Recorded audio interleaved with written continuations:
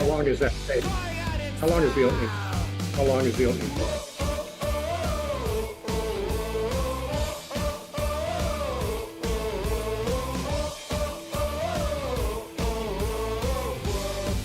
Okay. And then how many rebuttals or what kind of dialogue is going to be like?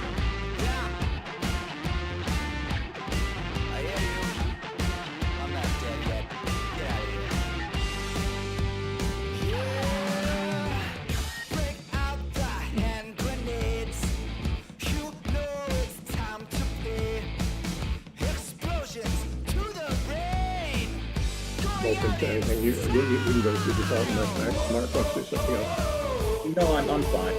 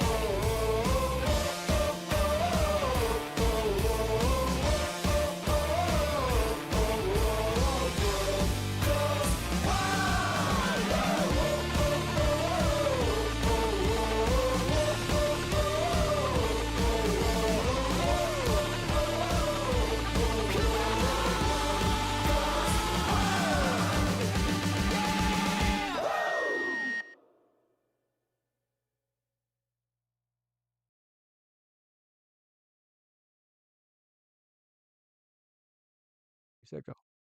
Hey, everybody. Today we're debating the resurrection, and we are starting right now with Steve's opening statement. Thanks for being with us, Steve. The floor is all yours. All right. Well, thanks for having me, and thanks for to my opponent Mark for agreeing to be part of this too. By the way, this we first discussed this about a week or so ago, where there's been some changes both in who I would be debating and what subject, but we decided we're going to be talking about, did Jesus rise from the dead? That's the proposition, and my position is the affirmative. So that's why I'm going first to tell you what it is I do believe. And what I do believe is the Christian doctrine that Jesus, after he died and was buried, came back to life again and was seen by a number of people prior to his ascension into heaven. This is, of course, what Christians have always claimed. And in fact, it is not an esoteric claim. It's basically a claim about an allegedly historical fact. So it can be investigated as any alleged historical fact can be. If we were talking about something esoteric, something that was untestable, I don't know that I'd even be interested in debating the point, but I am interested in at least presenting the reasons for believing that this historically happened. Now, I see the discussion of the resurrection of Jesus and the debate about it as a debate about the origins of Christianity and explain certain things that are here now, things that really exist. Christianity being one of them. Christianity is a world religion. There are others. Approximately a third of the world's population profess to believe in Christianity.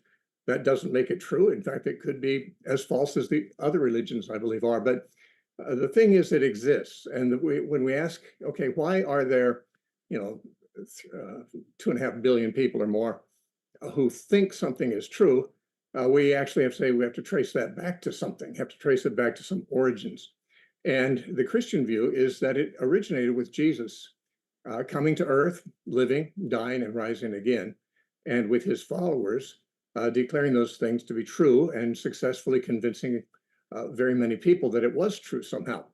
And so the resurrection of Jesus really doesn't just hang in midair. It's part of an explanation of the origin of something like the religion of Christianity. And there's other things that whose origin should be explained as well. I mean, these are things that don't prove Christianity to be true, but they are things that exist and which the resurrection of Jesus provides one explanation of why they exist. Now, my opponent will no doubt provide alternative explanations of why they exist, and that's exactly why debate is needed, because there is more than one possible explanation. I'm going to suggest that the one that Christians have given is very adequate and that no other explanation is. What are the other things of any other case where universal historical testimony all is lies? We can be open to that, but we have to explain why there is this testimony. In other words, what's the origin of this testimony? I would say the resurrection of Christ was the origin of it. Another thing that we have to explain is there's a report that no one has ever denied, that is no historical scholar has ever denied, that when Jesus was buried, it was not long after that that his tomb was found empty. This fact, and it's empty to this day, no one has ever found a body in any tomb that was to be identified with Jesus. In fact, within days after his death, nobody could find a body in the tomb, even though the location of the tomb was known and visited by people afterwards. The fact that the tomb is empty, I think, requires some kind of explanation, and I think the resurrection of Christ fits the pattern best. A fourth thing is that there are multiple written documents. I'm thinking of the Gospels and some of the epistles in the New Testament that claim that witnesses saw Jesus resurrected from the dead. They didn't see it happen. They saw him afterward, that they had interaction with him. They touched him, they ate with him, they conversed with him. And that these written documents and these traditions stem from essentially, roughly, contemporary with the events they're talking about. So the fact that there are these things means one or another explanation should be provided. It is my view that the resurrection of Christ is the best explanation for those things. There are also many credible traditions, ancient traditions, about who those witnesses were who wrote the Gospels, about their lives, and about their deaths. And those reports, there's never been any evidence against those reports, and they're fairly universally held among those in the early stages of the development of Christianity. Those traditions could be false. Obviously, any traditions could be, but they exist and need to be explained. Why do they exist? Why would such traditions arise if they weren't true?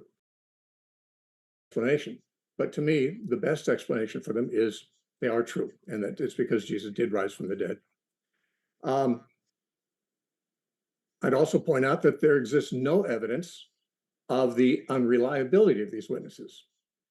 That is, someone might say they don't believe these witnesses, and that anyone's at liberty to take that position, but no one has ever provided any evidence that they didn't exist, they weren't who they said they were, or they weren't who the tradition says they are, or that anything they wrote was incorrect. There is no evidence to debunk any of them. And I guess we could say, as far as any other explanations of these things, other than the one that Jesus rose from the dead, there is no evidence for those other explanations, which just means that there's a lot of things that exist. Things that exist are best explained by one or another theory. My statement is that the actual resurrection of Christ as a historical fact is the best explanation of the alternatives available. Now, I would assume that Mark would regard himself as a skeptic about this. But he's not the only skeptic. I'm a skeptic too. Everybody is or should be a skeptic, because otherwise you're being gullible. A skeptic is someone who says, I'm not going to believe that unless there's some good reason to believe that. And in that sense, I'm as much of a skeptic as an atheist is a skeptic. I'm just skeptical about different things, and I'm skeptical on different grounds. If Mark is skeptical, for example, about my explanation for those items I just listed, that is, he doesn't believe Jesus rose from the dead, then he's skeptical about these things in spite of whatever evidences are available. He just is not impressed by the evidence, as many people are not. If I'm skeptical about whatever explanation he gives as an alternative, I'm going to say that I'm skeptical because there is no evidence that can be presented for an alternative view. There are theories people have had, I've heard a lot of them, but no evidence exists for them. So everybody's skeptical. I'm just skeptical about things that there's no evidence for. And therefore, I'm an evidential skeptic. If my opponent has some alternative view as to the origin of these things and has no evidence for any of the alternative views he has on it, then I would say his skepticism would be not based on evidence, but based on ideology. And I think that's very often the case with people who deny that Jesus rose from the dead. It's not so much that they have any evidence, it's simply that they have an ideology that rules it out without inquiry, or prior to inquiry, I should say. So I'm going to just let that be my opening statement. You got it. And want to say, folks, if it's your first time here at Modern Day Debate, I'm your host, Dr. James. Want to remind you, don't forget to hit that subscribe button. We have many more debates coming up. You don't want to miss them. So hit subscribe right now. We're going to kick it over to Mark for his opening statement as well. Thanks for being with us, Mark. The floor is all yours. Thank you so much, James. And just tell me when my screen is viewable, and Crystal I clear. will get started. Okay, fantastic. Hello, it's great to be back, and I'd like to thank my opponent, Steve, for providing arguments to this debate. I'd like to thank James for and Modern Day Debate for hosting the debate, and also to the audience for giving me the time and attention to my case. Now, firstly, I would like to say that this debate is one that I do not invest a whole load of time in. Generally, it is upon the person making the claim to demonstrate proof, but I will be presenting some reasons why we should consider the resurrection story myth or legend and nothing more. It is in 1 Corinthians it stated, if Jesus did not resurrect, then your faith is futile. So most of my focus would be on the Bible and how much we can actually trust that what it says is actually true. Now, there's a tendency to have black and white thinking and say that either all of the Bible is true or none of it is, all of it is true, or all of it is lies. But this is rarely the case with ancient texts. Usually they are stories and parables with some element of truth, but used to impart some sort of message rather than an actual history book. And no, the Bible is not a history book. It does contain history, but it is the documents of a religion interested in promoting itself and preserving the ideas and beliefs of the people who wrote it, rather than the impartial recording of events as history books do today. So supernatural claims, altered documents, mythology, other fanciful tales, these are just the areas I'll be focusing on of why the Bible is not a reliable text for the recording of the history of the region and the presumed resurrection of Jesus Christ. Firstly, I want to mention how historians treat supernatural claims. Generally, historians do not give credence to supernatural claims in any historical text. So things like Heracles being the son of Zeus, or Romulus, the founder of Rome, being taken into heaven, are generally things that one can't take into a literal historical account. Don't forget that the entirety of the Egyptian populace thought that the pharaoh was God who would rise into immortality after death. It doesn't matter how many people believe it. We need more evidence for the claim than just the religious texts of the day. Supporting evidence from sources outside the religion or faith would be good, but we have none of that for the resurrection. The four Gospels are literally the only documents that claim there was a resurrection of Jesus, and these documents were copied from one another, not entirely accurately, as I will go into later. So I want to note some of the other resurrections that allegedly happened from Mesopotamia all the way to China, irregardless of how many rune stones that attest that Odin died and was reborn, or hieroglyphs that have Osiris come back to life. This is not enough in any of these cases to demonstrate that these people resurrected. What happened with these figures was probably the same as what happened with Jesus. A legend was built around them.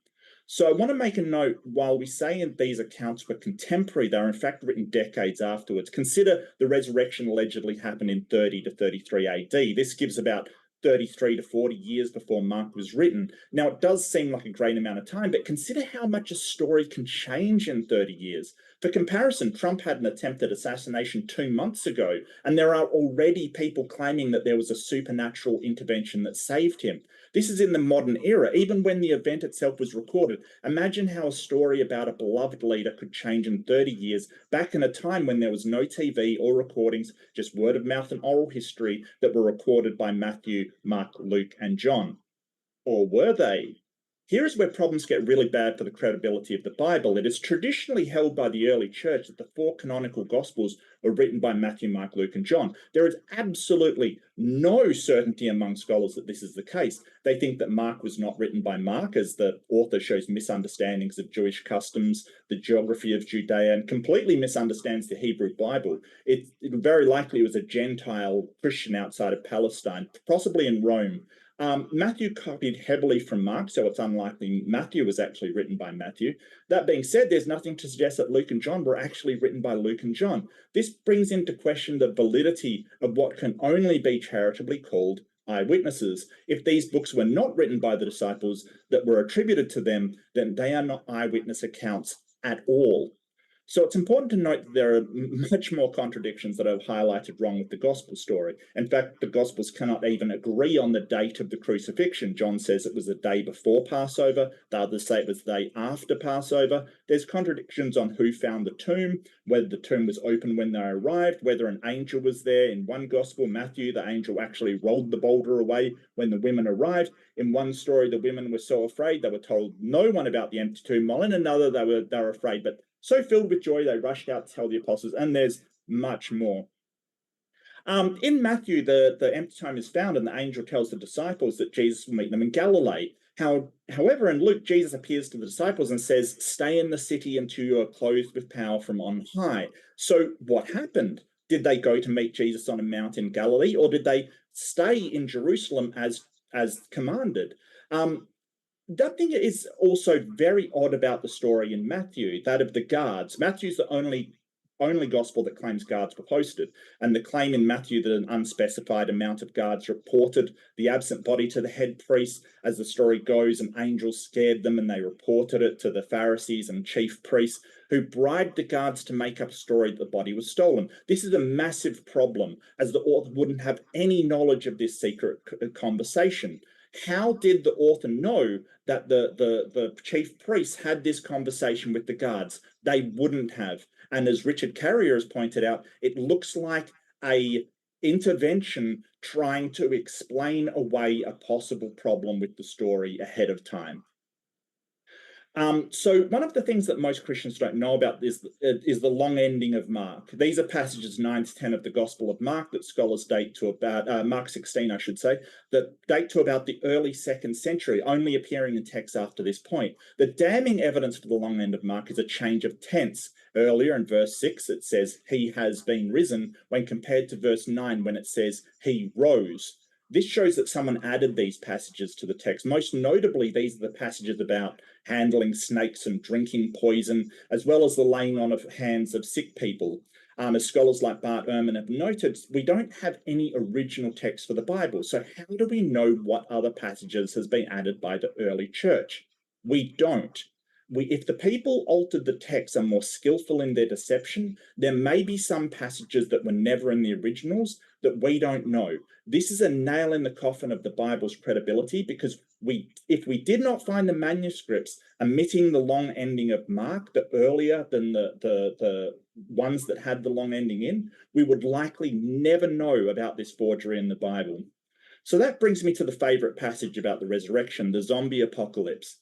So we can see here from Matthew, who claims there was an earthquake, saints rose from their graves and went around Jerusalem. So it's not really a question of whether Jesus rose from the dead, and rather a question of whether Jesus and the horde of saints rose from the dead. No other gospel mentions this, nor does it seem to be recorded by anyone, including Roman historians in the area. It seems to be this episode of Walking Dead that broke out in the area of Judea circa 0 AD, and apparently seen by many went completely unremarked upon. This is an obvious story, a legend, a myth that's grown out of oral tradition. However, it is quite likely that the entire resurrection was a legend grown on oral traditions. A claimed empty tomb with no corroboration stated as a matter of faith by the earliest Christians who thought the world was coming to an end upon the death of their leader.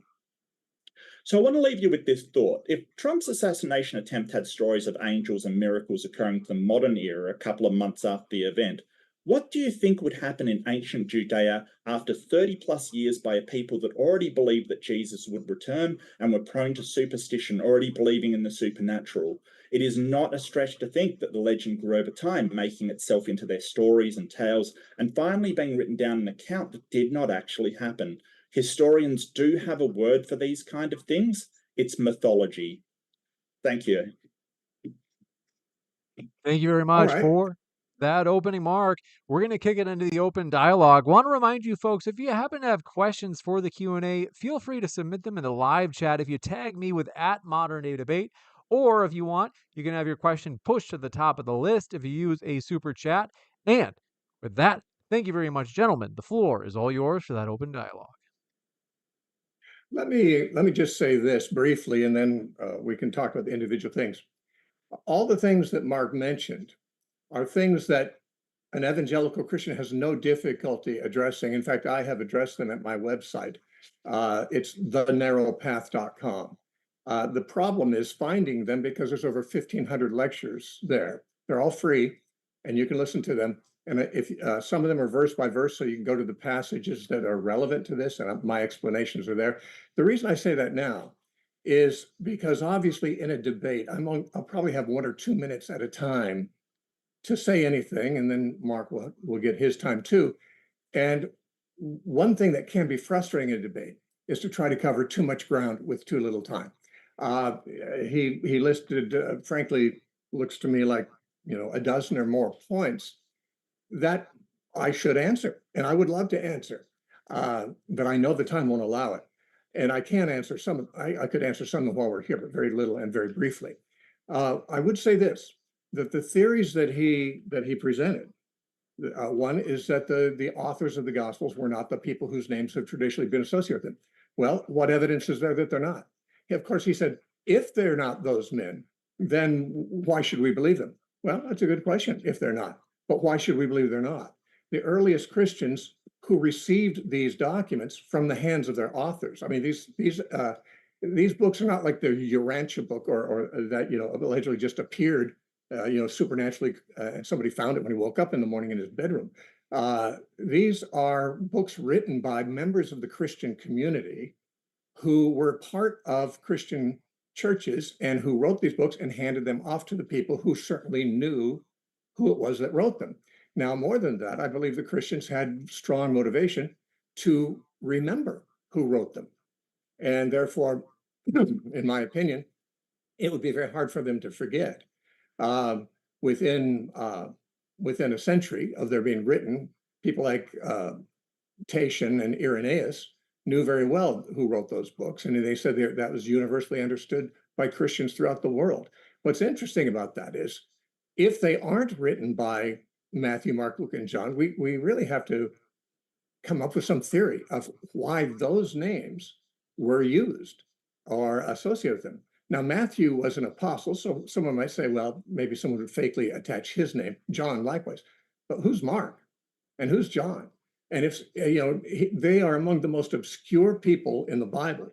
Luke is not even mentioned in the Bible, except at the end of some of Paul's epistles, where he's listing a long list of people who are with him. He says, Luke is with me here.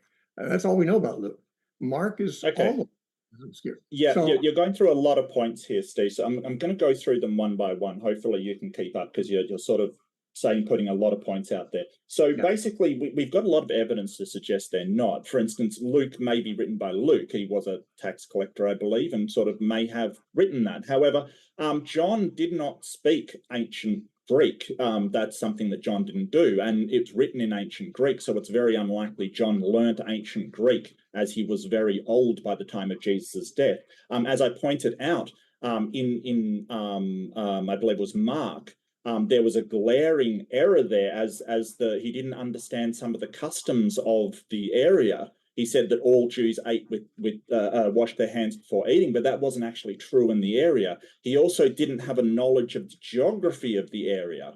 It is very likely he wasn't from Judea at all. So that couldn't possibly be Mark, and I outlined that in my presentation. We can go through a bit of that if you do want to. Now, written, what if they are not? Well, it all stems to the credibility of the Bible, because you're basically saying, hey, we should trust these people as witnesses. But what if they weren't witnesses? I think that's very important. I think that absolutely destroys the whole context of the Bible, that it was written by people in a religion with a motivation to make this religion surge and get greater and be appreciated. And you're sort of saying, hey, it was written by the members of that Christian community kind of thing, or it was given to the members of that Christian community. Was it? We don't know. That's the whole point. We don't just assume that these things are true. And I'm sort of saying, hey, we know at least one case where it wasn't written by Mark. Could the others not be written by the others as well? And basically, we don't know. No scholar is claiming to know for sure that they were written by those four apostles or not. So you're saying that it's hard to forget who wrote them, but a lot of them are based upon oral traditions and oral stories. It's not really so much of, because it's not like they sat down and wrote a book. These are tales and stories and scraps of manuscripts that have been put together into a coherent book. It's not like they all sort of, were bound up and then given to the people en masse. They were just documents that people had found. So no, I don't think that's a very, very satisfactory explanation at all. It seems to be that they found these documents, attributed it to these people, but have no real way of saying who wrote them at all. Okay, so I see you're a very trusting person. You trust people who have no evidence for their theories. You're more trusting than a Christian is, because you have no evidence that any of those things are true. You have no evidence that they were not written as books. You have no evidence that Mark did not write the book. The truth is, the Jews that Mark's referring to did in fact wash their stuff like that. Not all Jews around the empire did. Mark is not describing the Jews around the empire. He's describing the Pharisees in Jerusalem. He is not mistaken about geography.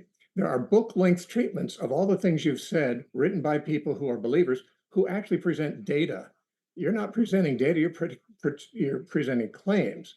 The truth is, the early Christians did have a reason to want to know, whether their sources were true or not, just like you and I would if we were starting to follow a new ideology. We'd want to know something about its origins. We want to make sure they were true. You say these people had a motivation to promote a religion. I suppose you mean whether it's a true one or not.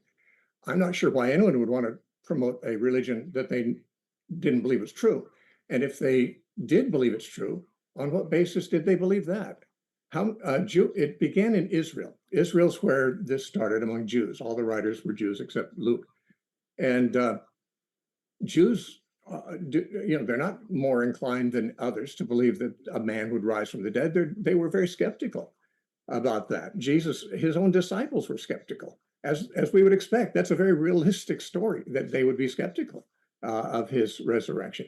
They would have to have it proved to them to their satisfaction.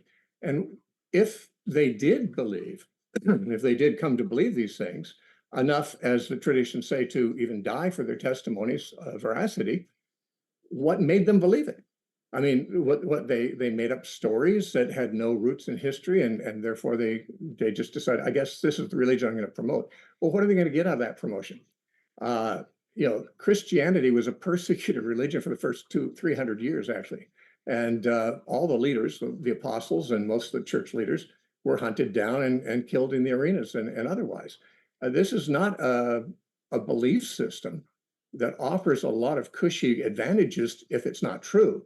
People who would embrace it and spread it would have to have some motivation for doing so. And in my opinion, the reason is because the facts they report are true facts.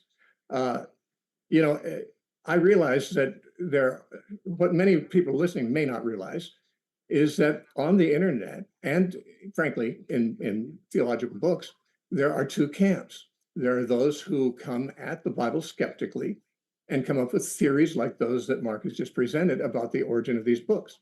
There are those, however, who are equally good scholars. In my opinion, they appear to be more objective, and they have answers to all these things, and they don't have to reach for them. They're not hard to reach for. I mean, Mark has a long ending in some manuscripts. It has a medium length ending in others. It has a short ending in some. Obviously, there's some question about the origin of those, the last 12 verses in Mark. But that doesn't raise any questions about the life of Jesus and the general character of the life of Jesus or his death or resurrection. And we don't depend on Mark entirely for those things. You mentioned there are different details about the resurrection. Is there one angel, there are two angels? Did they go to Galilee or did they stay in Jerusalem? All of those are easily answered. It's not hard to believe that if there were two angels there and one of them was speaking to the women, that a record of it by some people might say, an angel told them this, an angel was there and told them this. Another man might say, yeah, well, there are actually two, but the other didn't deny that. When the angels told the women, tell the disciples to meet me in Galilee at a place I've prearranged with them. And then he appeared to them that night in Jerusalem. It's obvious the disciples he has in mind are not the apostles. They are the disciples in Galilee that he's going to meet with. And he apparently did. We have record of him meet the apostles up there too. But then they came back to Jerusalem for the feast, and he arose for around Pentecost time. Just to jump in, you might Yeah. have been wrapping up there, so pardon if I'm jumping the gun. Just to be sure the free flow of the open dialogue keeps going, but I'll give you a chance. It sounds like you were already wrapping up there, Steve. No, I'll let Mark go from there. I'm just saying that people need to know that Mark is saying many things, which I believe many people would agree with. Many people would agree with him, but there's no evidence of them. They are theories. There's certainly more. There's less evidence for those than there is for the belief that Jesus rose from the dead, in my opinion. I mean, as a person I have nothing to gain by believing Jesus rose from the dead if it's not true. I'd be as eager to be disabused of that view, if that's where the evidence led, as any man would be. But okay, so this has got nothing to do with what you believe at all. So that's irrelevant completely. You're sort of saying that Jesus Jews did not wash their hands in the area. Yes, but one of the books they said that they did, and also didn't understand the geography, and also didn't understand the Hebrew Bible. So there's a lot of evidence, and this is evidence. This is scholars looking at it and saying, hey, what can we actually tell about the writers and what they're actually doing? Where are their mistakes? Where doesn't this add up to the other stories that have been given? Really, we're looking for conflict and contradictions, and that is a form of evidence. You may not like it, but it is. And plus, like the burden of proof is really upon you. You're saying, hey, this resurrection did happen. The burden of proof is for you to show it. What I am doing is showing that these sources cannot be trusted to be the advisors of Jesus if there is doubt that they actually wrote them, and there is significant doubt. The Bibles usually do have something in saying, hey, we cannot determine the authorship of these Gospels, and that is 100%. There is scholarly consensus that we can't establish the authorship of the Gospels. Now, I'm not finished, Steve. You made a lot of points. All right, just relax. All right, relax, guys. I'm going to jump in just to give Mark roughly the same amount of time. Steve, I know that it's there's a lot for each of you to unpack. I want to let Mark finish. Well, what I would suggest, Steve, and this is just, what I would suggest is not bringing up so many points all at once, because then I wouldn't have to go through them all, and then you wouldn't lose track of them either. I'm very good at keeping track of points, but, obviously you want to respond to them, and then you can't because I've got to go through them. So maybe let's just do a couple of points at a time in future, and that may solve the problem. Just saying. So, so why did they believe it? You sort of said, well, why would they believe it? And it's sort of the same question as why anybody believes any religion. If they were believing beforehand and Jesus said that he was going to return and he did not return, the legends and myths can be created that he did actually return, that the grave was empty. Do I know exactly what happened? No, I don't. But you have no evidence whatsoever for this resurrection. All you have are these stories, which they have massive glaring contradictions in them. I mean, did the apostles go to Galilee, or did they stay in Jerusalem afterwards? Either they did one or the other. They could not have done both. So, yeah, and sort of you're saying all of this can be easily answered, but you're not providing a lot of answers to them. And I want to go to a specific point, maybe. So that long ending of Mark, you're sort of saying, oh, well, there's a middle ending, there's a shorter ending. But from what we can tell, that long ending was not in the original text. Does that make part of Mark a forgery? It doesn't make the authentic book of Mark a forgery. It may mean that after the authentic book was written, various scribes added to it forgeries, yes. How do Yes. you tell what's authentic and what's not? What's your determination for determining what's authentic and what's not? I would say what the massive manuscripts agree about, from the earliest to the latest, would be authentic. Where there's differences, they're very minor in different manuscripts in most cases, but long ending of Mark is an exception to this. It's a big difference, but almost all the differences between the Gospels are tiny and inconsequential differences. And apart from those little differences, the manuscripts are pretty much agreeable from the earliest ones we have to the latest ones we have. But I mean, you made several comments that I'd love to answer, but you said we should take one thing at a time. I would like to say about the contradictions. Mhm. When you hear two different stories about two different accounts of the same story, and they don't contain the same information, if you are already a hostile judge of the witnesses, you can say, "Oh, that's a contradiction, obviously." Um, or if you're not a hostile, judge of the witnesses, you can say, "Oh, I can see how both those things are true." We do know that the Jews made frequent trips between Jerusalem and Galilee. Jesus did. It's on record throughout his whole life. And his disciples did go up to Galilee. There's record of that. Seven of them were fishing in Galilee when they saw Jesus on one occasion. There's no doubt that they did go up to Galilee, but they were in Jerusalem at the Passover, which is when Jews are supposed to be in Jerusalem, even Galileans like Jesus.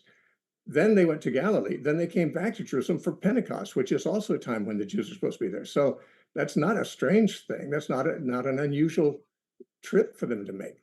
And Yes, so but when he did, when you're talking contradictions, if you have like you're saying, a judge talking to two people, yeah, one says, "Hey, this event happened on this day," and another one says, "Hey, this happened on a different day altogether, and it's like a really important event."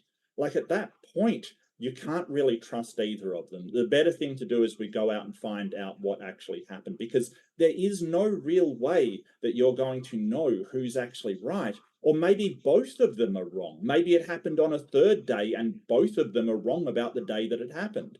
This is the whole point. Because of the contradictions, we don't know which story is actually true, if either. And that just hammers the credibility of the Bible. It's a holy book full of myth. It's not a history book. that's your faith statement. You have no proof of that. It's not faith. What is? You believe it without evidence. No. A history You don't book know that it's myth. is. You do not know that it's myth. And you did not give an example of two witnesses saying different things happen on the same day differently.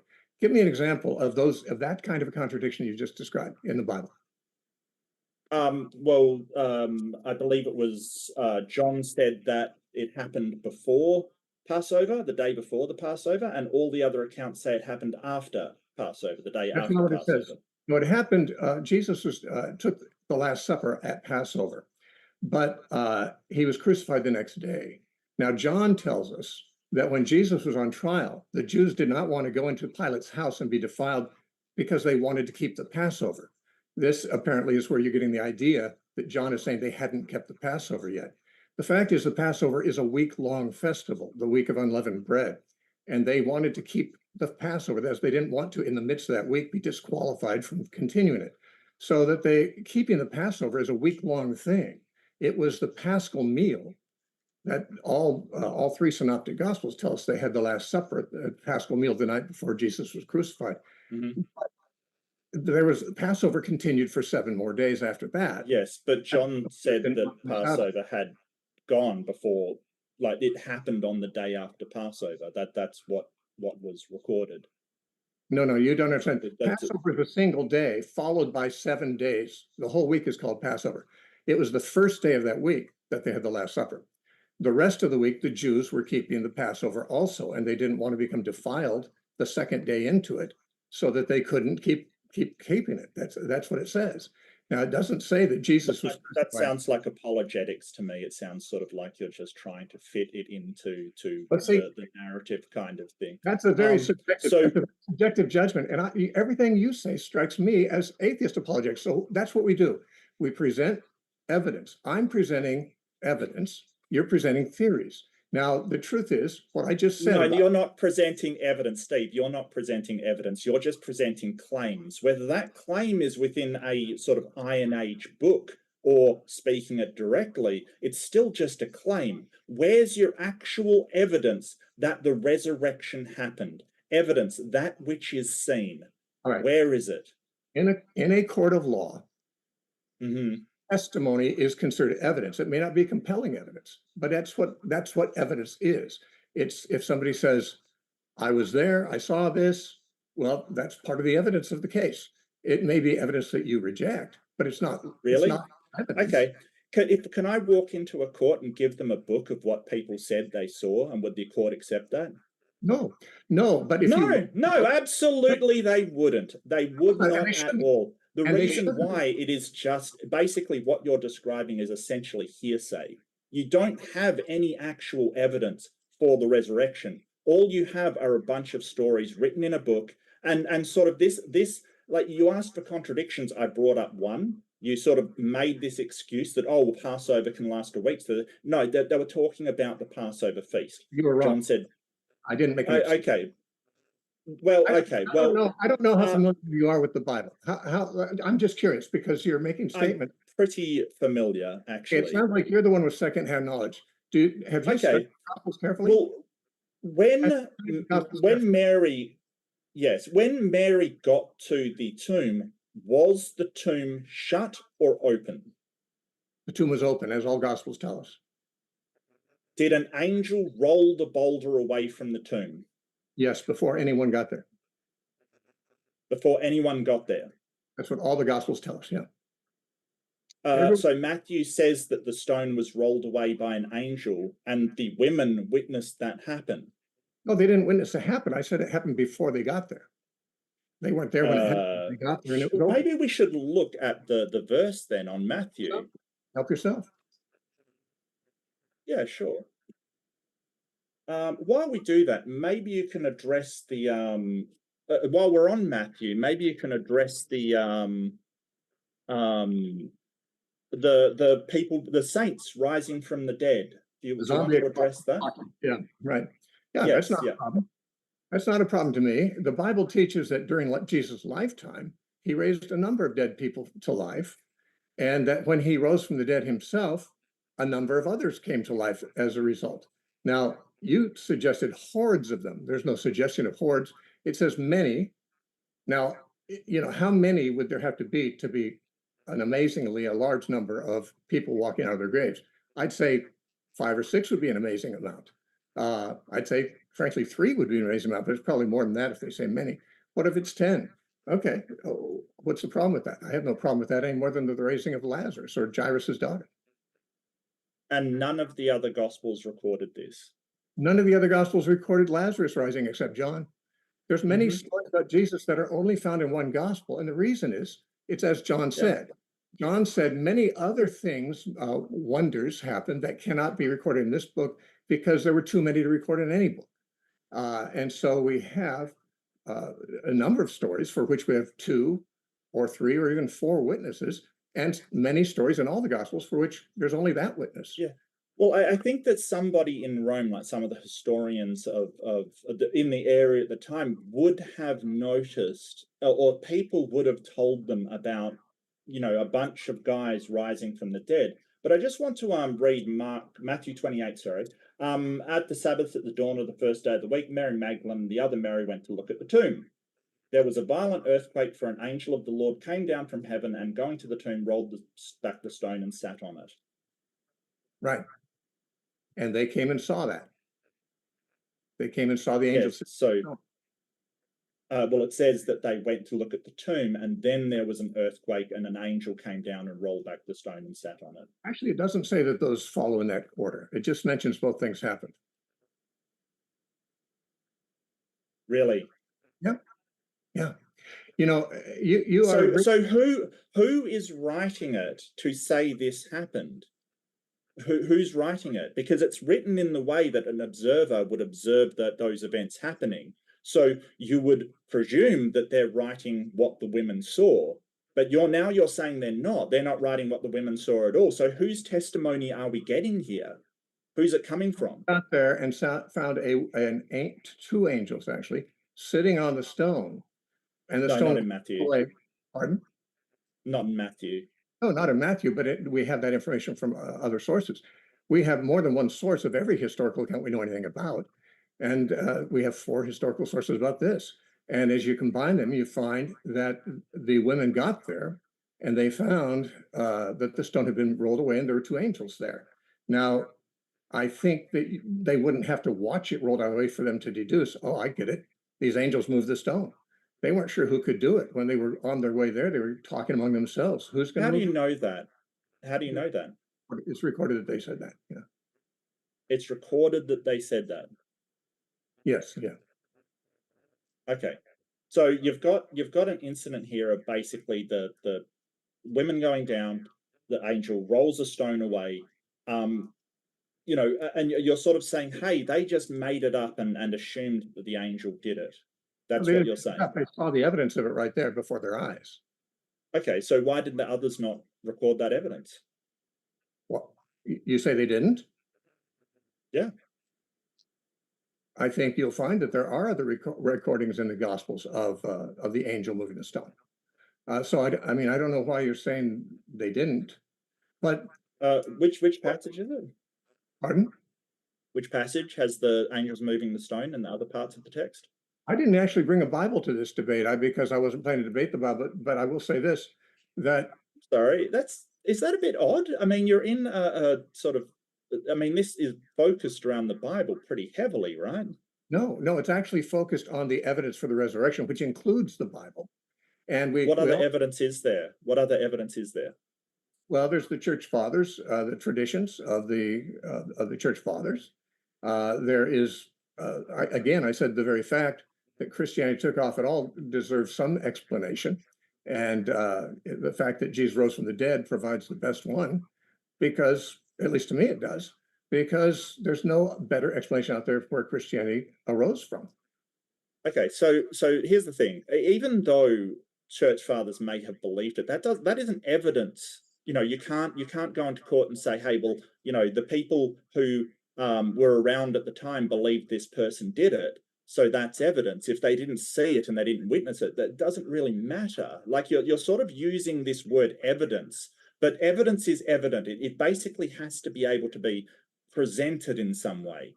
And you're basically saying, hey, a bunch of guys at the time believed it. Well, fantastic. But, you know, a bunch of people around Muhammad believed everything he did. A bunch of people around the pharaohs believed they were gods. It doesn't matter what they believe. What matters is what you can present. And at the moment, all we've got is, hey, this book says a thing, and that's it. Yeah, and a bunch of people who read the sources you're quoting believe them too, without any evidence. You have given me many statements for which there's no evidence except you read it somewhere. Bart Ehrman or someone else said it, and you say, well, I'm going to present that as if that's reality. But he wasn't there. Yeah, I mean, there's a lot of scholars. Well, Bart Ehrman isn't saying it never happened. He's saying why we shouldn't trust the Bible, because it has forgeries in it, because it has contradictions in it, because it has these problems with it, that we shouldn't treat it like a history book, because it's not a history book. It's a religious text. It has history in it, as I said. I mean, you can take how people, excuse me, Steve, just one second. You can take how people lived and things that they did, but you're sort of saying, hey, we should treat this like an actual history book that somebody sat down and wrote as a history. And that's not what it is. That's not how historians treat it. It's treated as a religious text. Okay, that's what you say. You know, Luke wrote most of the history in the New Testament. He wrote the book of Luke and the book of Acts. He has been tested, his facts, especially in the book of Acts, have been tested against secular historians and archaeology abundantly. Historians have tremendous respect for his historical accuracy. But more than that, he did claim to be writing a history book. In the very opening verses of Luke, he said, many before me have sought to write down, the stories, of what happened among us. He said they happened. He said, I've known these eyewitnesses myself. He said, I have had thorough knowledge of this from the beginning, and therefore I'm going to write down I forget the word he uses. It's a basically a logical presentation of the story. He said, so that you might be certain of the truth of what you've heard about this. Now, Luke Right. could be lying. Luke could be lying, but he's Yeah. certainly Yeah. he's not saying he's not writing a history book. He is saying he's writing a history book. Well, How do you know? no, but we don't treat it like like if somebody writes the Quran, then we don't treat that like a history book. It's No, not we a don't. book of history because it's governed by the religion, which is governed by the propaganda and beliefs that come with the religion. There's no getting away from that. That's just religious belief. They put in the books what they would like the world to see them as. That is just the way they operate.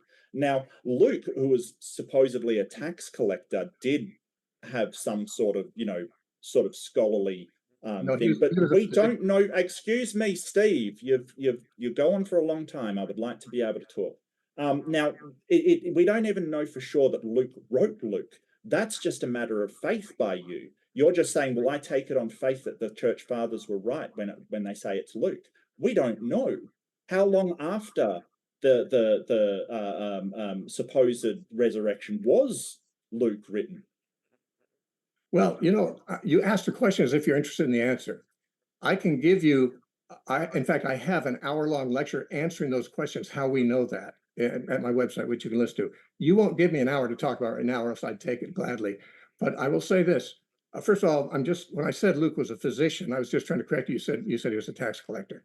He was a physician. That's not me refuting any point you're making, except just a point of fact. Okay. But so the point here is that you were saying that these books are not written as history.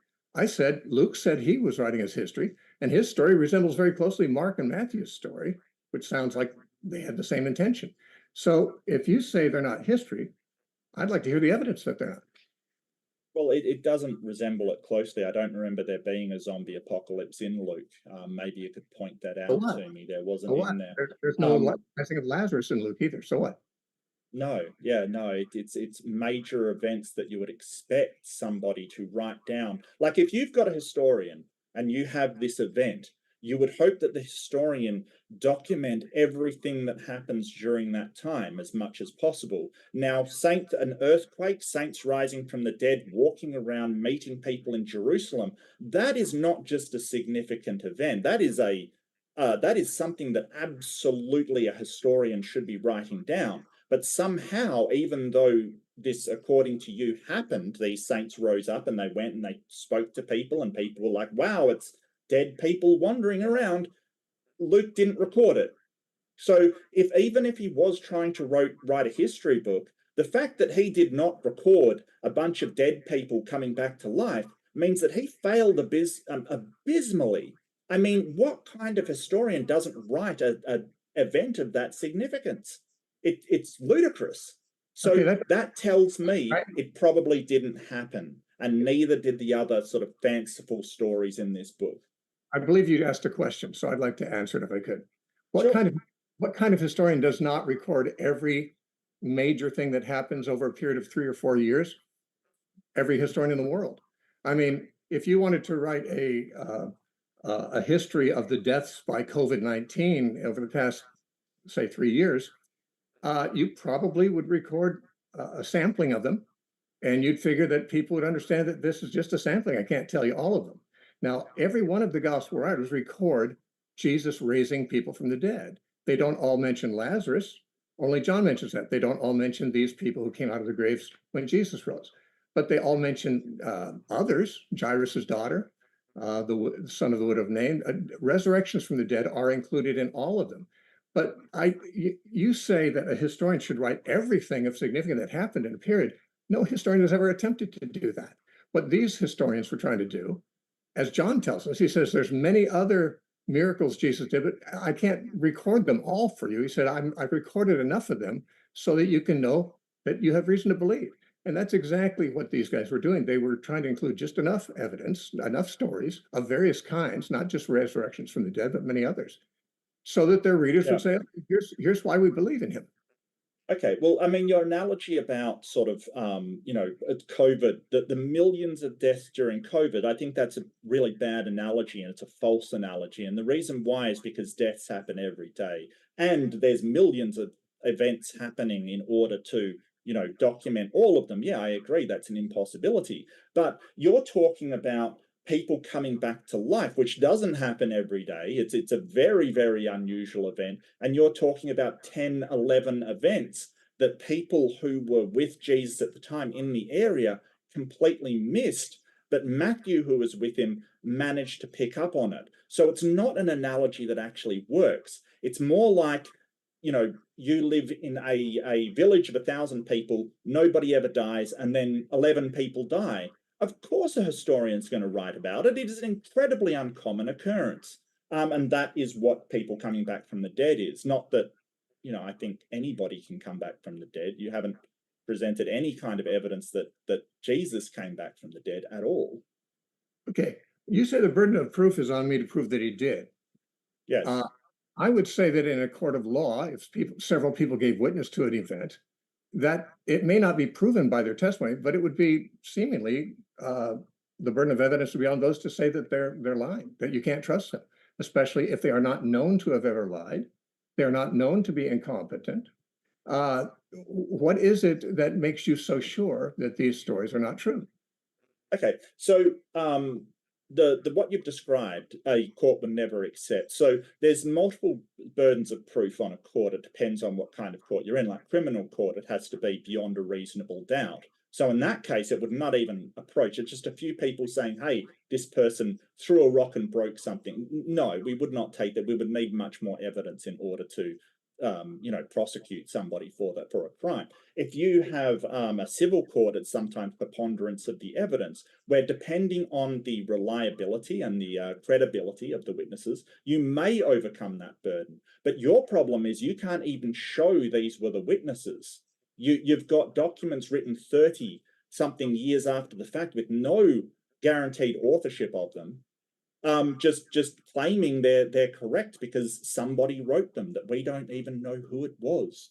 No, that wouldn't overcome anything in a court. It wouldn't even come close. So yeah, that's a pretty bad example you give. Now, why don't I believe them? Hang on a second. Why I don't believe them is because I'm not sure if you understand skepticism completely. So skepticism is only believing in things when a substantial amount of evidence has been given to warrant them. And the more grandiose the claim, the more unlikely the claim, the more evidence is required to convince somebody. Like if I say I've got a pet dog, okay, you might believe that. People have dogs, sure, whatever.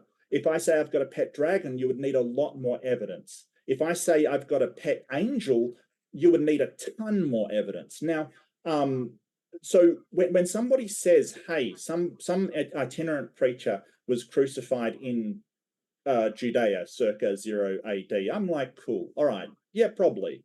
If somebody says, hey, he then rose from the dead, you need more evidence than just the religious texts from that religion reporting that this happened from unknown authors that I don't know.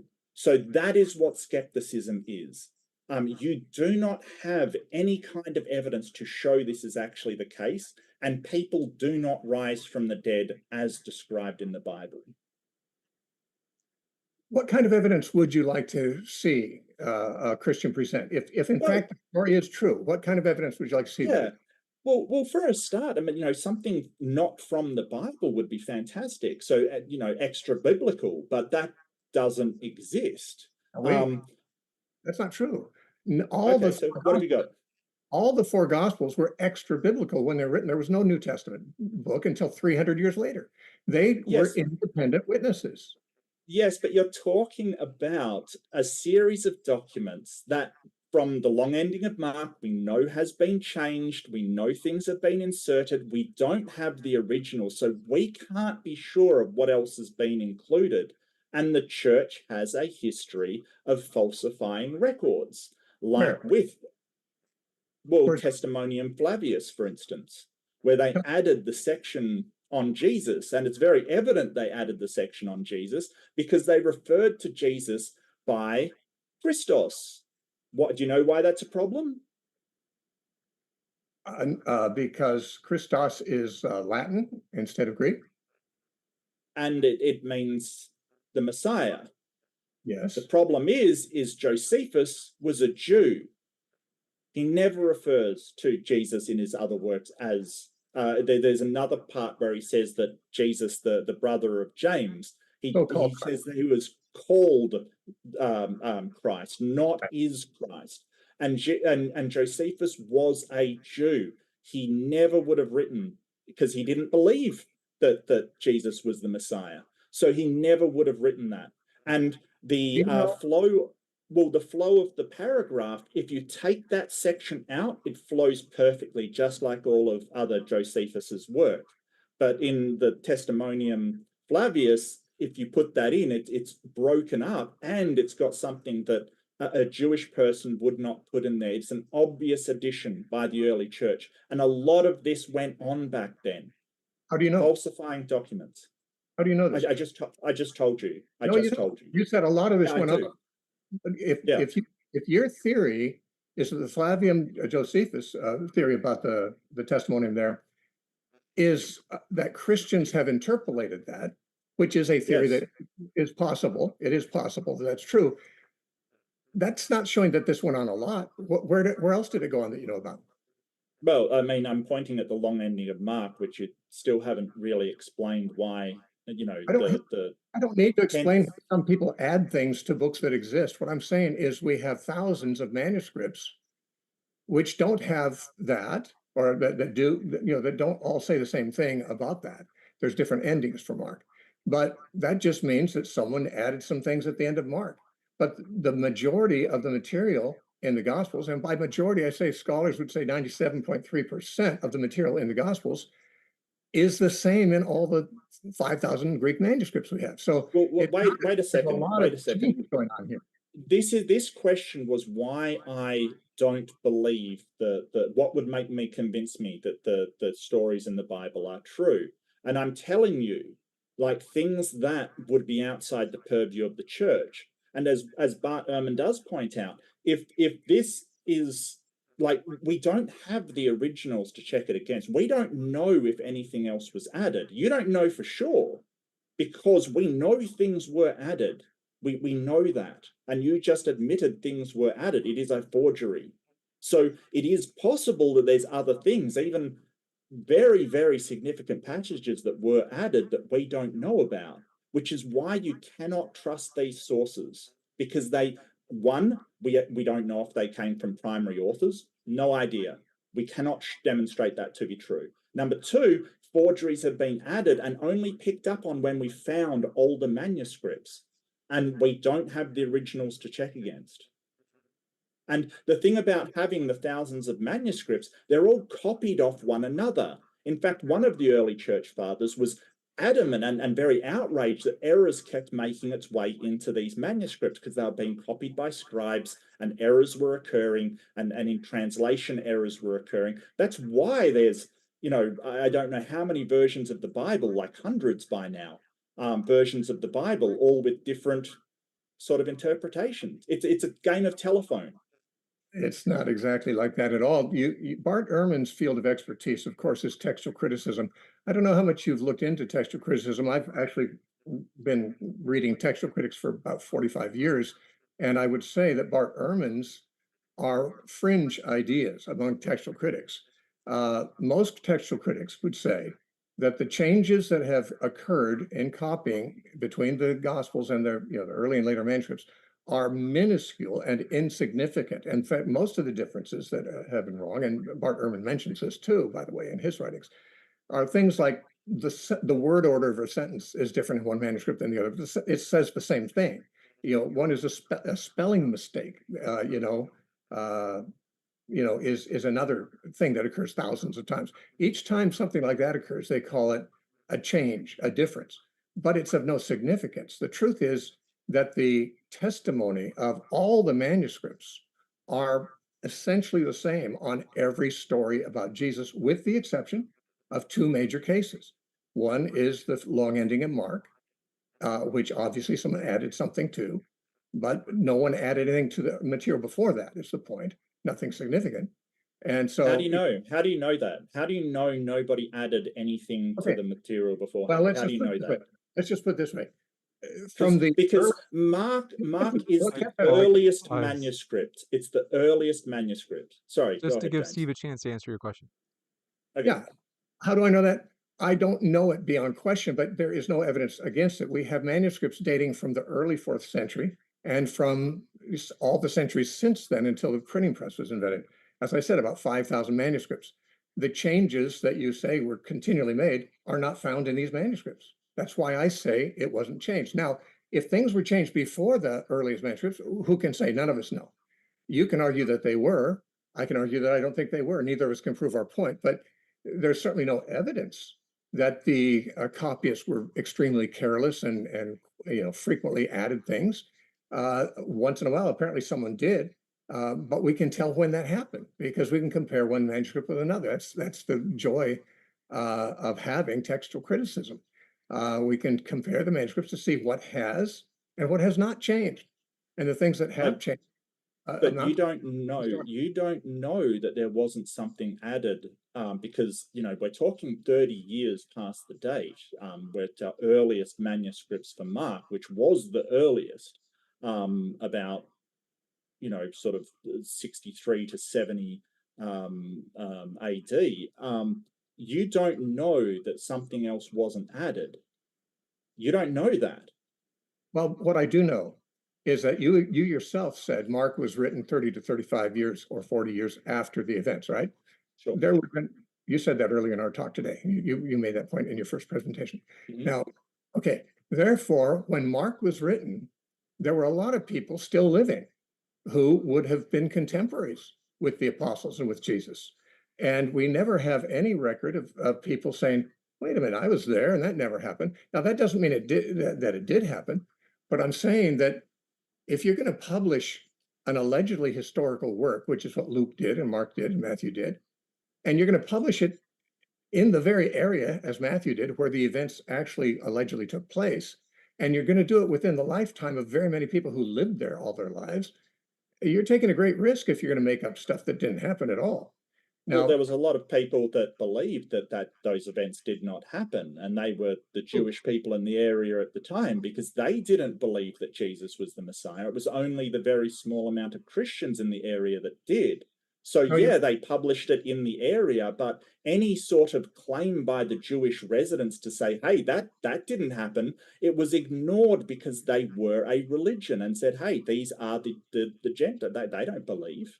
that's very naive, because to say that the Gospels the writers of the Gospel could silence the Jews from telling the truth about things is a very naive suggestion. I don't think the Gospels were written by people who dominated Jewish nation.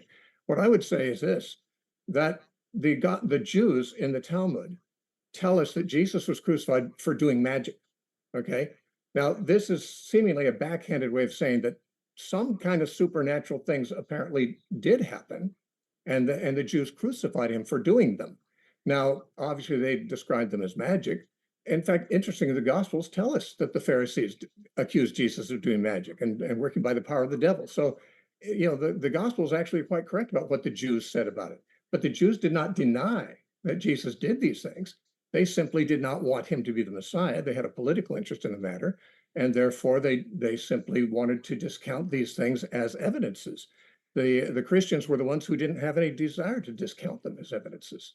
So, yeah, but you're sort of saying people, contemporaries, people in the area would have realized that the resurrection didn't happen. And I'm saying there was people in the area that denied the resurrection happened. It's basically you're saying, well, everybody, contemporaries in the area said it happened. Yeah, everybody in Jesus's group, his religion, his following, who followed that leader, believed that it happened. And all the people outside believed that it didn't happen. So, so the whole point that you're saying that, hey, if they published it, people would have had something to say about it. Yeah, people did have something to say about it. It's just you discount them because they're not part of your religion. Just like you discount anybody that isn't part of your religion that says, hey, we should not trust these books. You just discount them. Wait. I don't discount everybody, but I would like to see what evidence they have for their position. Now, I don't know of anybody in the You've first given it. You've given it. Just to let Steve finish too. I have a sentence. I'm mid-sentence right now.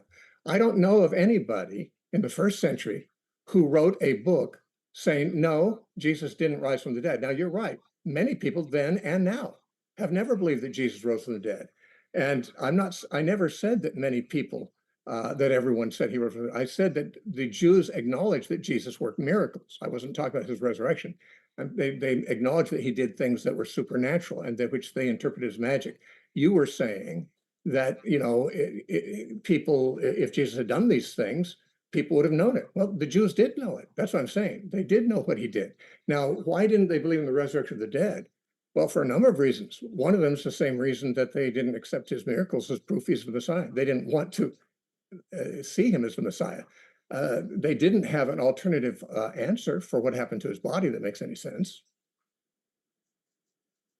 Yeah, so I think actually the Jewish people thought that Jesus was a false prophet. He was claiming to be the Son of God or the vessel of God, and that was very, very unholy in the Jewish mind. So it wasn't Right. this, well, he did miracles. No, they didn't call it miracles. B, he was convicted of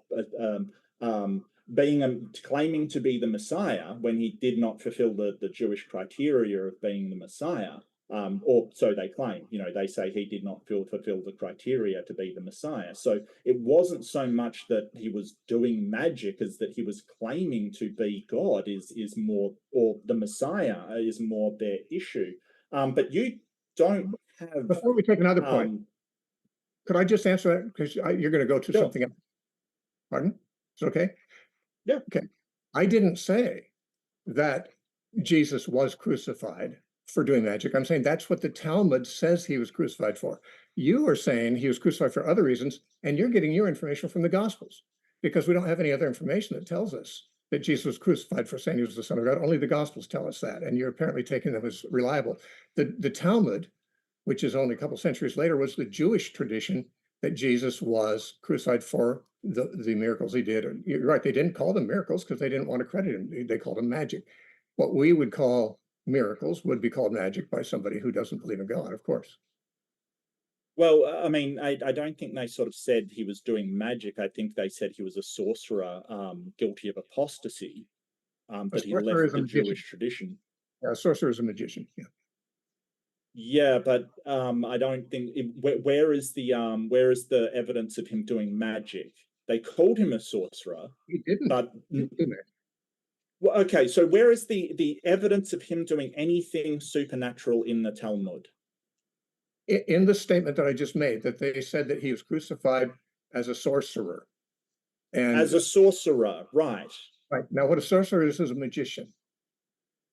Yes, but there's no, like, you're saying that they backed up your claim that he did all of these, what you call miracles, what they called magic. And you are actually misrepresenting it because nowhere in the Talmud does it say that he did magic. It just says he is a sorcerer that committed apostasy. So you're being very deceptive with your language by sort of saying, hey, they confirmed, hey, stop. They confirmed that he did these deeds, these magic or miraculous deeds. No, they didn't. They simply said he was a sorcerer, and a sorcerer could be someone simply dabbling in that kind of thing. Doesn't say that he did magic, doesn't say that he did miracles, just said he was a sorcerer guilty of apostasy. Okay, suppose there was a woman that we both knew, and she told you that she hated you because you were a man, and she hates all men. And I later spoke to you and said, I think she hated you just because you are a male human being. And you say, no, she didn't say I was a male human being. She says a man. Well, that's what you're saying about me. The word sorcerer and magician are the same thing in the Bible. Simon the sorcerer was also known in Latin as Simon Magus, the magician. Magician and sorcerer are the same thing. And so when they said he was a sorcerer, that is saying he did magic. And if you want to make that mean something else, you can try as hard as you want. I think you're desperate there. Well, I think that you're sort of taking more out of it and saying, hey, the stories of the New Testament are true because the Talmud says that he's a sorcerer, but that's not necessarily the case. I don't think that, sort of backing you up on the actual events that he did, simply labeling him a sorcerer is one of the things that the Jewish people did because he was following some kind of path that to them was unholy. I'm not making judgment on whether it was or was not holy. I'm just saying that that's what the Jewish people thought at the time. But you've sort of said, hey, the resurrection, if it didn't happen, there would be people speaking up, and that there were people speaking up. And like I pointed out in my opening, the whole idea of the guards at the thing, which only is in one of the Gospels, it shows that they were worried because they're giving accounts of conversations, private conversations between the Pharisees or the chief priests, I believe it's called, and the guards, which none of the apostles or anybody associated with Jesus were witness to. So it kind of is saying, well, if anybody asks they stole the body, that let's bribe the guards to say that happened and try to make it seem like that isn't what happened. Can I answer that? You just Yeah. said that you said that none of the apostles or those close to them were privy to conversations by the Sanhedrin, for example, with Rome. And yet the Bible tells us there were members of the Sanhedrin who became Christians. Now, Nicodemus being one of them, Joseph of Arimathea another, and the book of Acts tells us many priests also became believers, which are the same people we're talking about here. Now, therefore, when Luke or Matthew or any other writer decades later wished to interview people for what they knew about the situation who were there might very well easily be Nicodemus. How do you know that? How do I know what? Well, see, what a history book would do, it would say, this is what this person saw. And this is your major problem. You're looking at these books, say, by Matthew, for instance, and you're assuming it's written by Matthew. But it's not a history book. It's not outlining credentials, where the information comes from, how the information got to them. It's just making a faith claim. And then you're just saying, well, this is how it could have happened. This is how it might have happened. There's nothing to actually suggest that that's actually what happened. Let me say this. There's nothing to suggest any alternative either. We're trying to make sense of the origin of certain stories, okay? Yeah, there's alternative. There's an alternative. Since we weren't there ourselves, we don't know exactly what happened. So we have to say, well, what makes sense? And Luke said that he had interviewed eyewitnesses, okay? No doubt the other gospel writers did too. They didn't tell us how many people they interviewed. Ancient historians didn't always quote their sources like modern ones do. They didn't go to universities where they had to have footnotes and things like that. We're talking about ancient historians who got their information and recorded it without necessarily having to footnote it. And so Matthew doesn't tell us where he got that information. I'm saying, you said, how could they know it? I'm saying, well, it's not difficult for them to know it, since some of the Sanhedrin were in the church after Pentecost, and that's where Matthew lived. And he easily, I mean, why wouldn't they talk about these things? I mean, that'd be the kind of things they talk about the most, I would think. So I would suggest there could be very good sources for that conversation. And a number of other conversations that the Gospels record that occurred, not in front of the disciples, among them, that the Sanhedrin said. That we have members of the Sanhedrin ended up being in the church and therefore available for interviews. And that's how I think the point, I think you've just reinforced the point that it isn't like a modern history book, and it isn't even very credible for history at the time. I mentioned Josephus, who kept very detailed records of where the information came from, how he heard of it, who he heard it through, and kept very detailed accounts. So Tacitus at the time kept detailed accounts of where everything came from. So yeah, they're not written like history books, I grant you. But, that's not to say, well, because at the time they didn't know how to write history, or they'd just omit things, or they'd just have things flow on by. No, there were writers at the time who were recording this kind of thing and can be a lot more reliable than these four people that, again, we don't even know that they wrote it. To say that these Gospels were not written in the same manner as either modern or even ancient historians wrote is not to say they weren't writing history. History means stories about things that really happened. Now, these men said these things happened. Some of them, if they are who everyone historically has understood them to be, some of them are eyewitnesses. Some don't even claim to be. And that's the interesting thing. Again, Mark and Luke were not even eyewitnesses and don't claim to be. But the early church, if they were going to assign false authorship to these books, they're not going to pick a guy like Mark or Luke to assign. They're going to assign it to someone who was an eyewitness. What they do is they simply kept a knowledge of who passed these books to them as the authors. Now, of course, in my opinion, the church fathers would have kept track of many of the details, and we do, for example, have Papias at the end of the 1st century saying Matthew first wrote his book partially in Aramaic, and it was later translated into Greek. He said about Mark was Peter's interpreter. Peter preached in Aramaic, and Mark translated into Greek. Now, you said earlier that Mark didn't know ancient Greek. But I don't know how you know that. Papias based most of his stuff on Erebus, wasn't it? Erebus? No, he said, in the passage where he gives that information, Papias said that whenever he met anyone who had known the apostles, Eusebius. Eusebius was not born yet. No, Eusebius was in the 4th century. Papias was at the end of the 1st century. He was a generation after the apostles. And he said that he actually says, whenever I met anyone who had been with them, who knew them, I would ask them about things. I'd want to get it straight from their mouths. He said, I wasn't even interested in the ones who would say the most things, but those who had the most credibility and the most knowledge and the truer things. So, I mean, yeah, the early Christians were interested in knowing the truth. You might think they weren't, but why would you judge somebody like that and say, well, they weren't interested in the truth? They were as interested as we would be.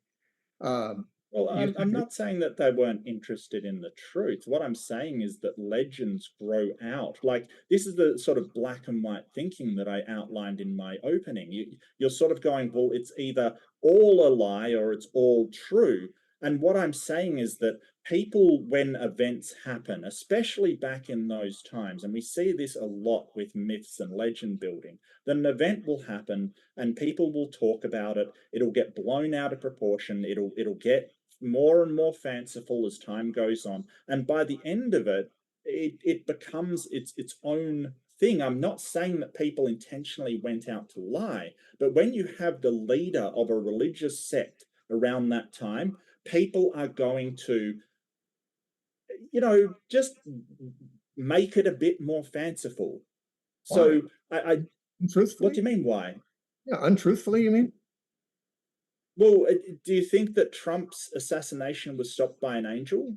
No one can say, because no one saw one. No one can say. Somebody wants to apply their own religious theory to something that everyone saw. That's their business. I wouldn't trust their theory because there's no witnesses. No, and that's exactly what I'm saying. We shouldn't trust their theory. Thank you. They didn't. What they said is they didn't give us theories. They gave us a record of what Jesus said and did. They published that record in the same parts of the world, and at the same time that many contemporaries were living there who would have seen him and could have caught them in that. I'm saying that, see, Alexander the Great, there are records of Alexander the Great that say that he performed a bunch of miracles. The trouble is no such records appear until about 400 years after he died. You know why? Because it takes a long time for accurate historical memory to be displaced by myth.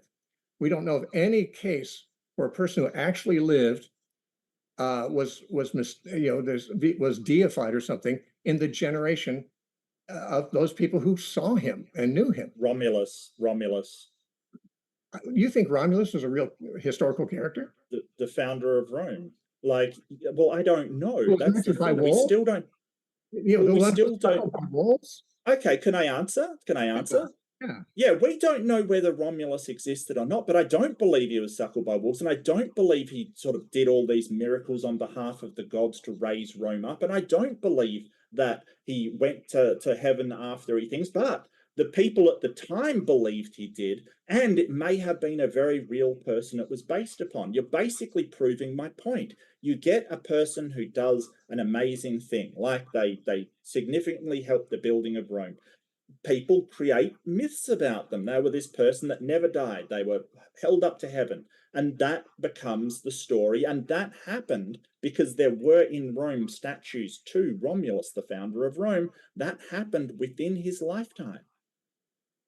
I doubt that that's true. You said there were people at the time that believed this, when in fact you said that they would have witnessed the building of Rome. Why would they believe it happened a different way than it really happened if they were there? Well, why would people think that an angel stopped a bullet? Oh, It's on that's their theology. TV. The theology, that's not an observed thing. That's not something anyone could prove wrong or right. But if those people were questioned, they may claim that they witnessed an angel stop the bullet. That's Well, their testimony. I wouldn't believe their testimony unless they had some better evidence than that. Thank you. Now, No, if I totally agree. I completely agree. I would not believe Right. their testimony unless better evidence can be provided. That sums up this entire debate in a nutshell. Okay, well, the point is that we do accept many claims that have never been proven to us. You accept a great number of things you said in your Like what? statement. What Well, are we you talking about? you believe that Mark couldn't read ancient Greek. No one knows if that's true. You don't even know who Mark was. How do you know he couldn't read ancient? I don't think I said that. I thought I said John couldn't. No, you said, well, you might have meant John. You said Mark couldn't have written Mark. Well, if I misspoke, I certainly meant John. But let me put it this way. I don't, why do you think John didn't know ancient Greek? Well, because of the description of him only speaking Aramaic. It doesn't say that anywhere. There's no record of that. I think that that's generally agreed upon by scholars that No, he it is only not. spoke What's generally Aramaic. agreed on by scholars is that Alexander the Great made Koine Greek the universal language of the empire about 300 years before Christ. And by the time of Christ, most people in the Mediterranean world knew Koine Greek, at least as a second language. And some of them, of course, as their first language. So that's history. Now, what I think you're basing John's ignorance on. Okay, just a second, because I asked a question. I asked a question that you totally blew past, and that's, what am I believing? Like, because you said you believe things. You're believing that. You're believing that John didn't. What? You're saying that John didn't know ancient Greek. You're believing that. Who told you that, and why do you believe it? The scholars that study the way that he was described in the text and the text surrounding. No, they're the giving their Bible. opinion. They're giving their opinion, and you believe their Yeah. opinion. I know many Well, scholars, in fact, almost all scholars until recent history, and probably most of them now, believe that John did write it in Greek. So, I mean, if you don't think so, that's fine. You don't have to believe it, but you are believing. You're believing what you were told, and you have no evidence of it. That's the point I'm making. And everything you said is that way. You said that the Gospels are not written as history; they're written as myth. Really? Well, who told you that? Not the Gospel, okay. right? Yeah, so there's a disparity between the claims here. Well, hold on a second. There's a disparity between the claims here. Just like I said, if I have a pet dog, that's a very mundane claim. If I say I have a pet dragon, that's not a mundane claim. So you're trying to equivocate and make this false equivocation between the two things. If someone says, hey, I don't believe that somebody could write Aramaic, or they believe they can read Aramaic, or something along the lines, that's a very mundane claim. There's not a lot really there to go, well, you know, maybe he could, maybe he couldn't. It doesn't hinge upon that. Like, my beliefs don't hinge upon that. But you're sort of saying, hey, a guy came back from the dead. You're going to need more evidence, because it is such, well, actually, it's about 11 people, I think, is where you put your finger on the people that came back from the dead that day. If 10 people is many. Well, whatever, but that is an incredible claim that people came back from the dead 3 days, or I mean, I don't even know how long that the saints had been dead when they rose from their graves. So maybe they overcame 100 years death. I have no idea. Well, that's not a mundane claim. You can't put that in the same realm as, you know, something like Alexander the Great existed, or Alexander the Great, you know, did this or that, unless, of course, you're saying Alexander the Great did miracles, and then you have something that is not just a mundane. Then you have to have a much more grandiose claim that you've got to support. Well, let me just take your example of you saying that you have a pet dragon. I would have to say I doubt it, obviously, unless there were some other factors. One is, if people around the world throughout history have often claimed that there are dragons and they've had contact with dragons. Wow, that's just your belief. That's just your belief. No, I'm saying if I've heard many stories about people who've seen dragons, and then let's just say somebody I knew, or that I had no reason to doubt, gave a very honest testimony. Let's say several people did, that they had been over to your house and you do have a dragon, in fact. And you know, And I then can't, you'd believe it. what's that? Then you'd believe it. Well, I wouldn't disbelieve it by default because No, well, hold on a second. there are You're things sort that of I have saying, never seen. hey, if there are stories of dragons from around the world, which there are some stories, sure, and a few people said, yeah, Mark's definitely got a dragon, you would believe it. No, I wouldn't necessarily believe it, but I would not. Well, why not? Why not? I've got testimonial evidence. I've got, if they wrote it down, would that be more believable for you? I guess I would remain undecided because I can't think of how it would impact my life. You Yeah, see, but it's funny. You won't remain undecided about this. You're absolutely convinced that this did occur, which is yeah. weird because the problem is intellectual consistency. You hear stories from other religions immediately discount, but this one you give credence to, and sort of all of the problems surrounding it, you'll brush away and overcome it because it is your religion. And it's interesting in the opening that you sort of said, well, I have an ideology, which, I mean, I suppose roughly secular humanism is an ideology, but I'm not in a religion. It doesn't really matter to me whether Jesus rose from the dead or didn't rise from the dead. It just, I don't believe it because there's no evidence for it. Well, Christianity, we could say, is a faith that I have, to be sure. I'm not a religious person. I don't belong to any religion. Sure. But I'm just I mean, when I was younger, I was in a religious system and I abandoned it. And instead, I just went looking for the truth. And I've studied, the evidence that convinces me that Jesus is historically true and that his resurrection is the only sensible answer to the question that I raised earlier: is why do these things exist as they do? Every other suggestion, and many can be made, doesn't have any evidence either. But this has some. This has some evidence because we know that the people, well, you might say we don't know this, but we have historical records that we have no reason to doubt, that the people who were with him and followed him and say they saw him raised from the dead, that they died for their testimony and that they were competent to answer whether that happened or not because they saw him afterwards and so forth. We also have no explanation other than the resurrection that makes sense for the tomb being empty, frankly.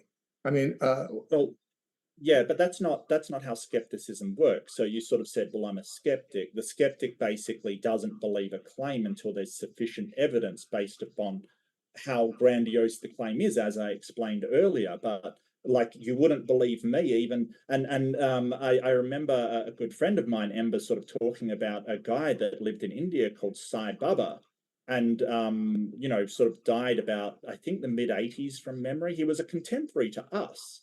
And right, there are people that believed he did miracles, that he overcame death, he rose from the dead, and they will testify that today. But you still wouldn't believe them, even though you can meet these people and they will tell you that Sai Baba did all of these things, that he was the incarnation. I would not immediately doubt it. I would not immediately doubt it.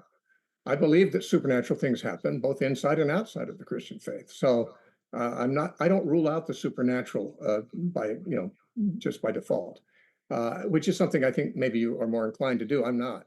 I believe there's too many people that I've known who have experienced things that appear to be supernatural. And there's Like not what? a woman I knew named Jane in Santa Cruz, California, had cancer throughout her body. Her doctors gave her up. It was inoperable. It was So it cashed and went into remission, and that's supernatural. well, by prayer. As a result of prayer, she did. How do you know it was the prayer? Well, it might not have been, but it happened to correspond to the true correspondence. Was she getting treatment as well? No, she had actually resigned herself to die. In fact, Okay. she actually I think this is really dangerous territory because I would sort of suggest people listen to their doctors instead of, resorting to prayer and medical. You asked me for an example. I didn't. Yeah, no, I know. I apologize. It's just gone into very dangerous territory when you start suggesting that people. I also know that for cancer. The last time I saw her was 5 years after her being healed, and she still was cancer free. That maybe that's not a miracle, but it and correspondence does not prove causation. But this is the kind of thing, I've seen many things like that, that are either very coincidental or they are what they appear to be. They appear to be answers to prayer. Uh, the fact that people throughout history and throughout all the world until very recently have believed that there is something beyond the natural world, which sometimes manifests itself in some way or another in this world, uh, means that Yeah. that is the Well, default position of I'll humanity. just put out, Steve, you are not a skeptic.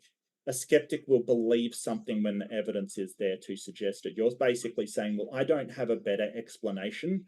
This is going to be the explanation that I've used. And I've heard this all throughout the debate. You're basically saying, hey, that's the best explanation I've got, therefore I will believe it.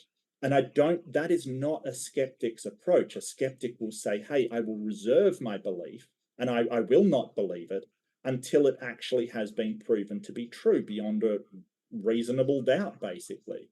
Well, So very little can be proven beyond a reasonable doubt. I would at least hold out for good evidence. really, you don't think the fact that we're sitting here talking can be proven beyond a reasonable doubt? Well, it depends on your worldview. There are people who have What a do you world. mean? Well, a worldview is the assumption you make about reality before you even Yeah, look at no, it. I know what a worldview is, but Okay, what would you so say that there's no suppose good your evidence worldview. that we're talking? Suppose Hang your on, Greg. worldview. Okay, well, I was Are, answering your are question. you saying there's no good evidence for us talking right now? It depends on how the evidence is interpreted. If you believe that everything that exists is an illusion, as Hindus teach, then this might be an illusion too. It might, if someone thinks everything in reality is a dream of the gods, well, how could we prove them wrong? We can't prove them wrong. Okay, If there, so hang on, you that's called radical skepticism. It's basically disbelieving everything, no matter the evidence that you have. So the fact that we have our senses and our senses are mostly accurate, they can be fooled, but they are pretty well accurate. If you want to deny that your senses are real, well, good luck to you. But my question would be, why are you talking to us? Why are you talking to me? I don't, I don't take that view. I don't take that view. Then You why bring it up then? okay, well, you asked, you said, you think Well, that you're in the position. no, You're in the position now All where right, you're just to arguing well, that your let's senses just are to be not. sure I'm that about to answer your just question once in a while. Yeah. You asked me a question. I said, you asked me, do you think that we are talking to each other is a fact that's beyond reasonable doubt? I said Yeah. that depends on the worldview. By my worldview, it's beyond reasonable doubt. Yes. I believe my eyes, I believe my ears. So I have no problem with it. There are people who have a different worldview, and to them, there is reasonable doubt in their minds. So what we consider reasonable doubt is dependent on our worldview. Now, what about the miraculous? I believe you said you're a humanist, secular humanist. So Sure. you don't believe there's supernatural, I suppose. Okay, so of course, miracles don't happen in Well, your. can I answer that? Can I explain it, or are you just going to tell me what my belief is? I thought I was repeating what you said, but go ahead. No. So secular humanism basically will rely on science. I don't say, hey, there's nothing supernatural. I know that for sure. But really, I don't believe in anything supernatural until it's been demonstrated. I have enough evidence for it. And these sort of stories about people that had these things that, for some reason aren't medically documented, or, are kind of wishy-washy on what has actually happened, that they're not very good evidence. And try as we might, and we really have tried to find anything supernatural, people can't seem to present it. And so why should I believe something when you can't show any evidence for it? What do you mean that they can't present? There are documents, there are histories, there are ancient and modern uh, biographies, things that testify to lots of things that would be best understood as supernatural. Sure, Okay, sure. so why do you say there's no evidence of it? Well, I mean, the evidence isn't near like. Are you? Do you realize like we look at those documents and they come from all different places? Like, Islam says that Muhammad split the moon in two, kind of thing. All these claims, and you're basically saying, well, we've got these documents of it. Then why don't we believe it?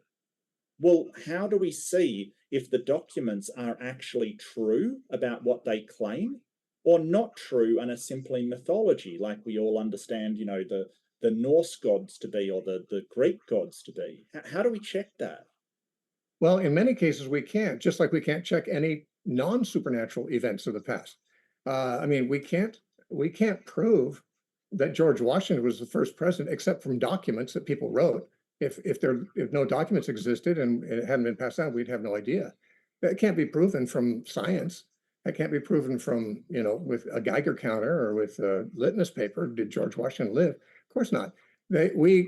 Everything we know about any historical event before you and I were born, we know because of testimony of people who allegedly saw those things or knew them. We can reject their testimony. I'm not saying that all testimony is equally valid. No fool would believe that. I'm just saying that you can't rule out testimony simply because it contains elements that don't fit into your worldview. Yeah, and it's fine. It's fine. If you want to say that a president existed, I'm fine with that. There's not a problem. Like, it doesn't really make an impact on my life. But if you're saying that this magical guy appeared that conquered death, well, you're going to have to do better than just somebody from 2000 years ago claiming it to be so. Well, when I mentioned Jane and her cure from cancer, I did that because you asked me for an example of something Yes. that gives me support to the view that God Yes. answered prayer. Okay. But you don't know that was a supernatural event. You can't tell. You just have faith that was a supernatural event because I am it persuaded. coincided with the prayer and this event happening. Now, I don't doubt something happened, but how do we actually figure out whether that was a supernatural event or not? We may not be able to, but there are many things that appear to be supernatural that would be expected in my worldview that I have experienced, and therefore I have no reason to doubt them. In fact, I believe them completely. I don't believe every claim that people make of supernatural things, of course, but I do have some experience. Now, I don't expect you to believe my experience because you just said, just because someone says something happened doesn't mean it. Right. Right. I'm not saying this in order to convince you that this was supernatural. No, I know. I just wanted to know I where your have bar my was. reasons. I'm saying I have my Yeah, reasons, yeah. and they're not irrational. Yeah, so I just wanted to know where your bar was for saying, okay, you say these things are supernatural. How do you evaluate what is supernatural as opposed to like a coincidence or a very rare thing happening that would happen, very, very improbably?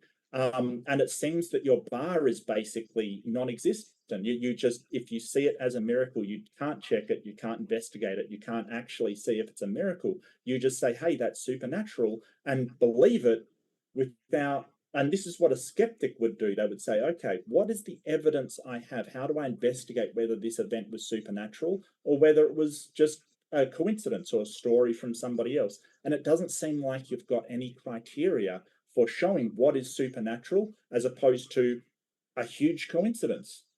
Well, true, but I'm sure you've ordered from Amazon before. I have, or from eBay. Sure. Okay, so I've never met anybody who works at Amazon or eBay, and yet I bought things from them. And what happens is they promise that if I send them this payment, they will send me this product. I've done this very many times, and invariably it's always happened.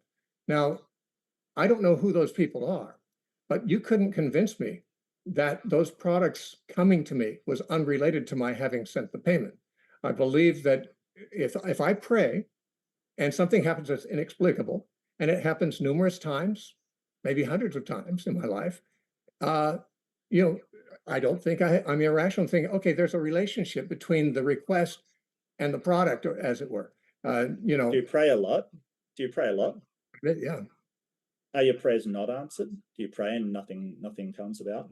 Well, the Bible doesn't say all prayers will be answered. I believe in the Bible. No. It's a question. Do I have you some pray prayers. and nothing There are happens? there are prayers that I've had that did not happen. Okay, But so basically, no, but hold on a second, because you've brought up this Amazon thing. It would be like me sending money to Amazon. Sometimes I get the product, sometimes I don't, and I decide they're correlated because the times where I send the money, eventually a product will come to me. That is what you are doing. well, it's a little It's different. called because of this. Let me it's called the Texas sharpshooter fallacy. It's you only counting the hits and ignoring the misses. Okay, but let's go back to the Amazon thing. If Amazon Okay. wasn't promising to send the products, but they said that there will be times when they see fit that they will send a product if you send the payment. Well, that's a strange Why would you business. send a payment then? Yeah, Yeah, why would you send a most payment? people would not. Most people would not, of course, Yeah, unless you no, really, of course not.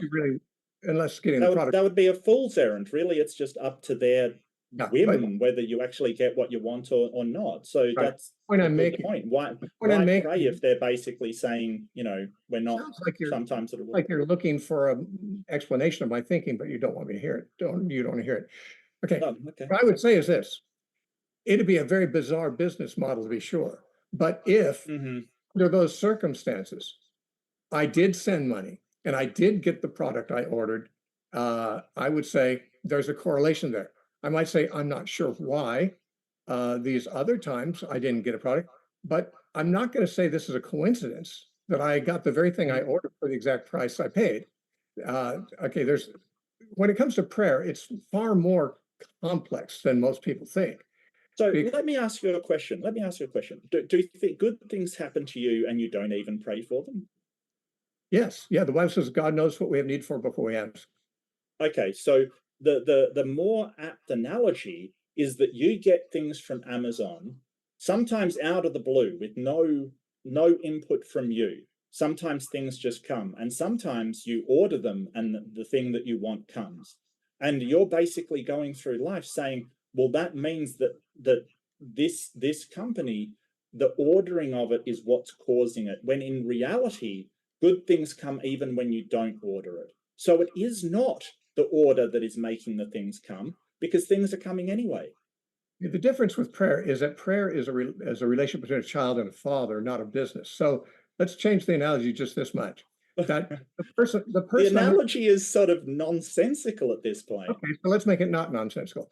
Let's change the analogy that my dad is overseas and I don't see him personally, but he sends me money from time to time. Okay. He makes sure I'm taken care of. But there's something special I'd like that he isn't sending me without being asked. And so I send a request for it. And he does. Mhm.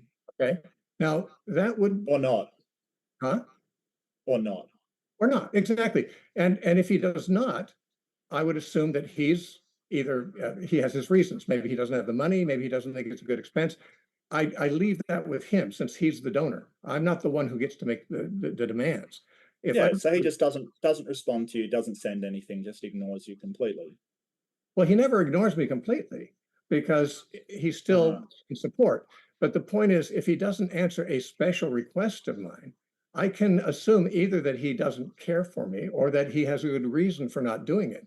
And if I know my father to be a good man and a caring father who generally takes care of me very well, I would probably say, yeah, he must have a good reason not to do it in this case. There's no promise that everything I ask will be given to me, but it doesn't mean that asking will never get results. And that when asking does get results, that doesn't confirm that he answered my request. Yeah, so it's the Texas sharpshooter fallacy, which is basically when you're doing something, you count all the hits and you ignore all the misses and say it's being caused by this thing.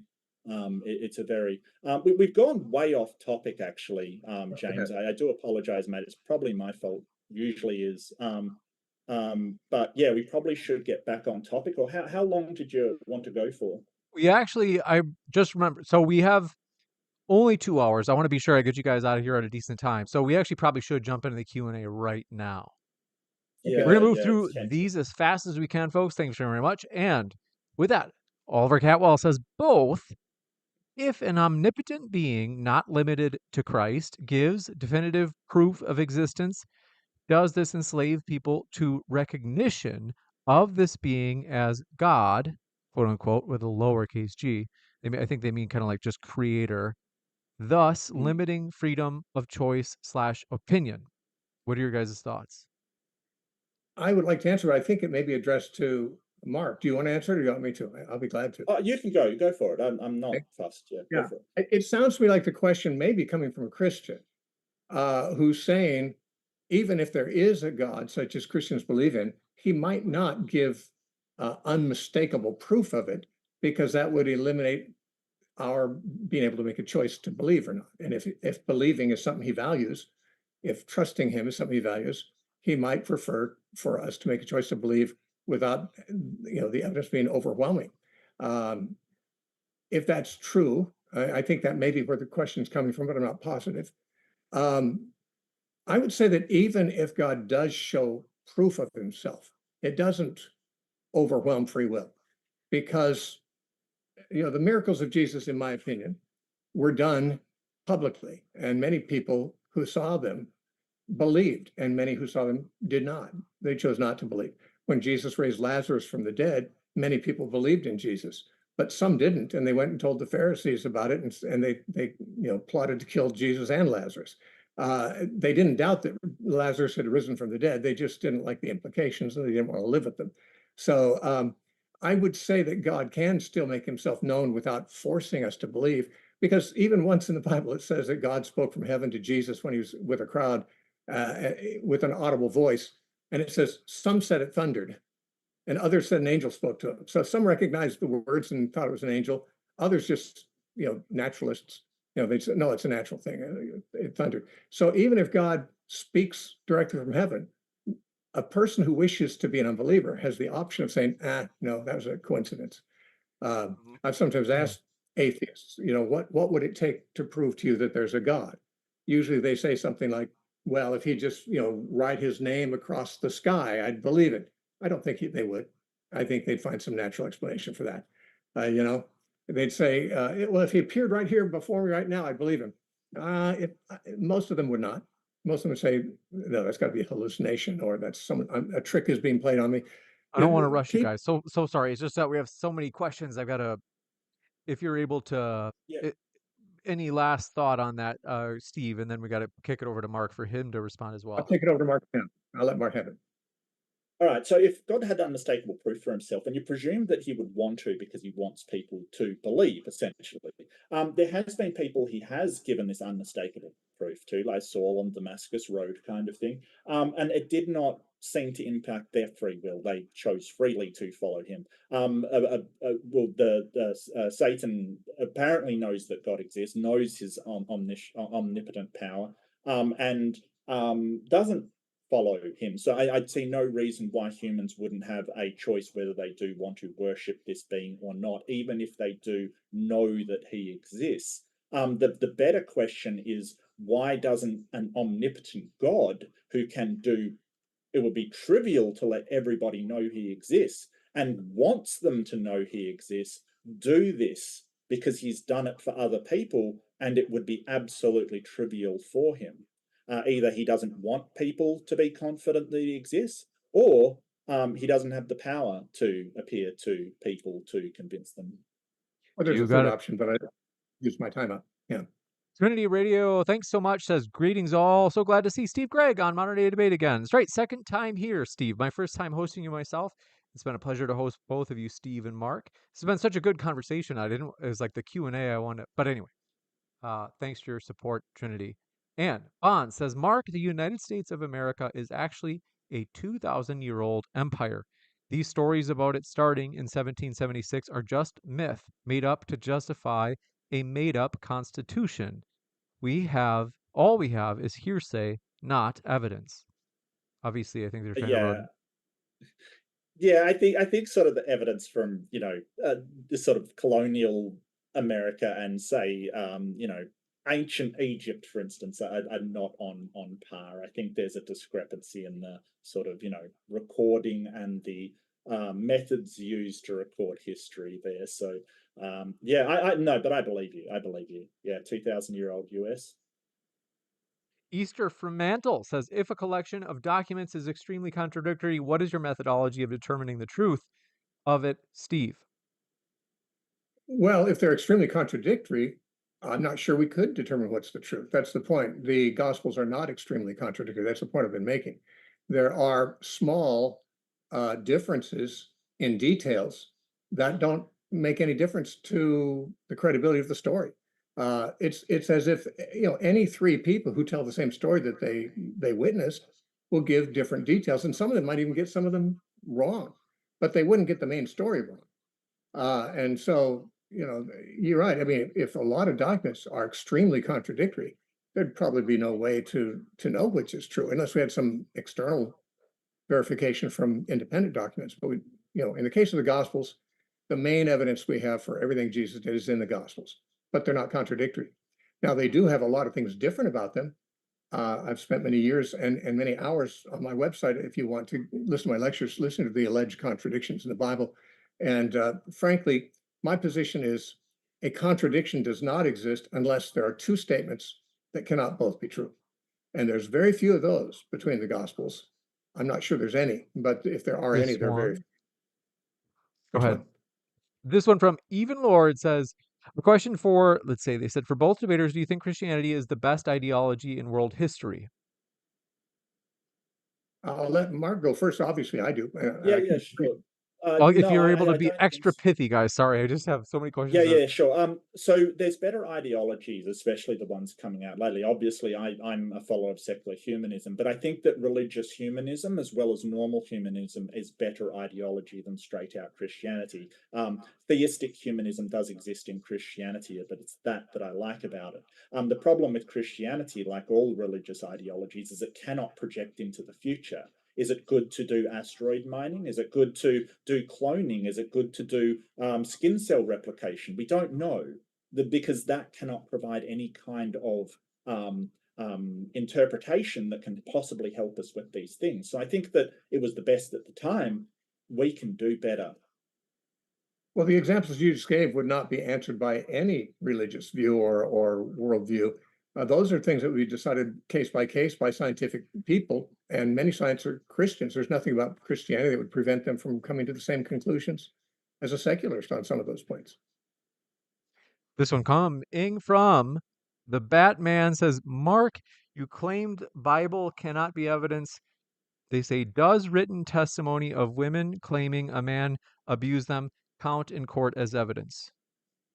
Yeah, so evidence, it is some form of evidence. It is testimony, which is sort of taken as not as strong as physical evidence. Like if you go to court, the best evidence you will get is things like DNA evidence, like physical evidence that's been gathered with scientific methodology. It is considered a form of evidence, but it will never stand on its own, especially if that evidence is somebody claiming somebody said something. That's hearsay, not allowed in court for a very good reason. And just to mention it, spectral evidence isn't allowed in court, which is magic and miracles and all of these kinds of things. Not allowed in court either. This one coming in from Lil Drill Music says, one thing about Christians, we admit we are skeptical of our own sources. It's hard to tell if this is meant to be sincere or if it's some sort of satire. But thank you for that. Folks, I want to remind you in the live chat, we were going to try to one more question or two. Do want to remind you, attack the argument instead of the person. It's been a little bit salty tonight in the live chat. So this want to encourage you, attack the arguments instead of the person. And that's, like I said, only about 1% being salty. So Are they Ember picking on me says, again? Oh huh? no. Are they picking on me again? Not quite. This see, Ember says, how many women went to Jesus's tomb, Steve? We don't know the total number. One of the Gospels names 4 of them and says, and other women's besides them. So there's an unknown number that went. There were quite a few. Now, some of the Gospels mention 1 or 2 of them initially, but they are also found in the lists of the other women that are mentioned. The stories of the discovery of the tomb of Jesus in the 4 Gospels need to be harmonized. And there are many people who say they can't be, but that's not true.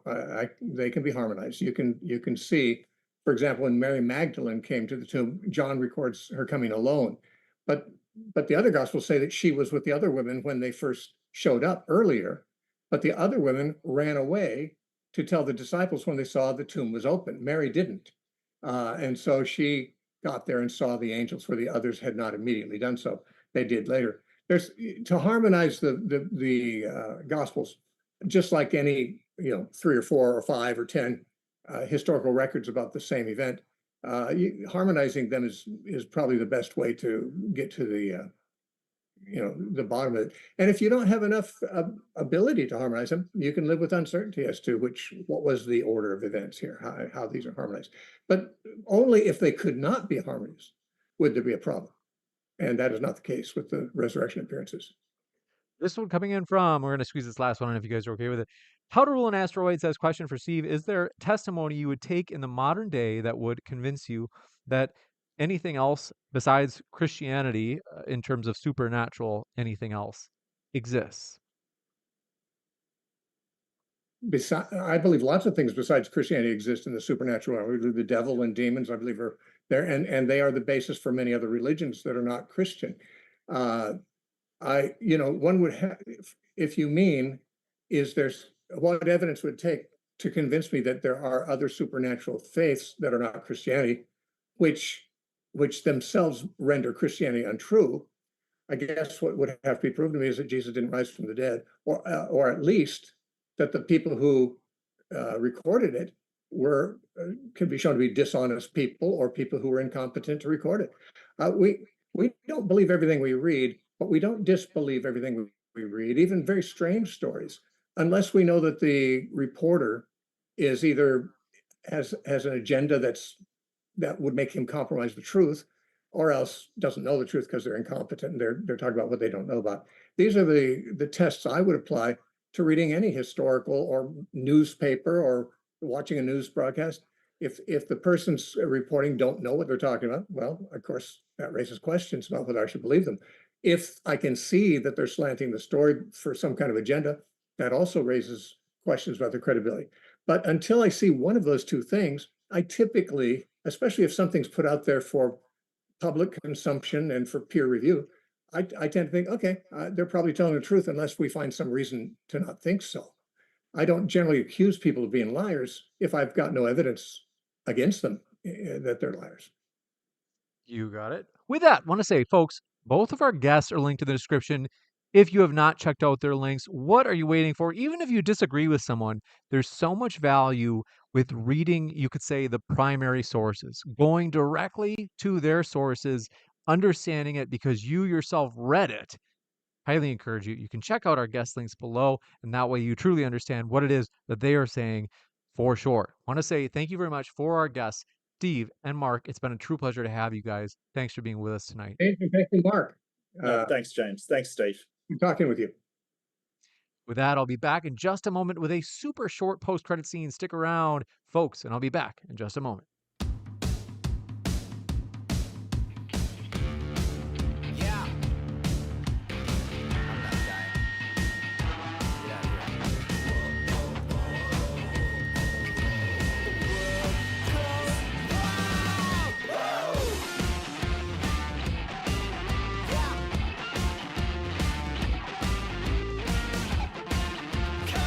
Not dying.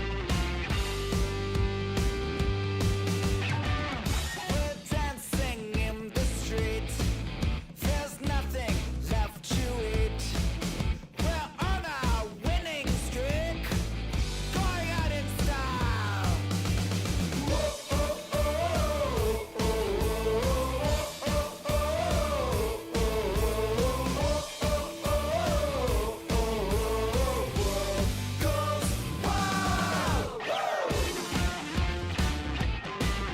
Yeah. I hear you. I'm not dead yet. Get out of here. Yeah. Break out the hand grenades. You know it's time to pay. Explosions to the brain. Going out in style.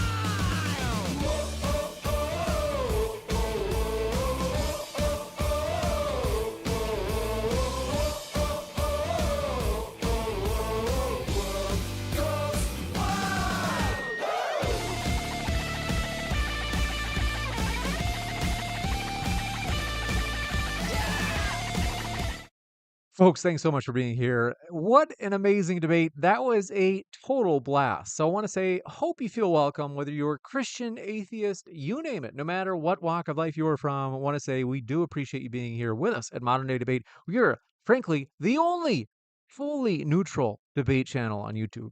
It is literally only debates here. If you look through the videos, maybe occasionally we have clips. That's true. They're clips of debates where we try to make sure that each side has their say in those clips.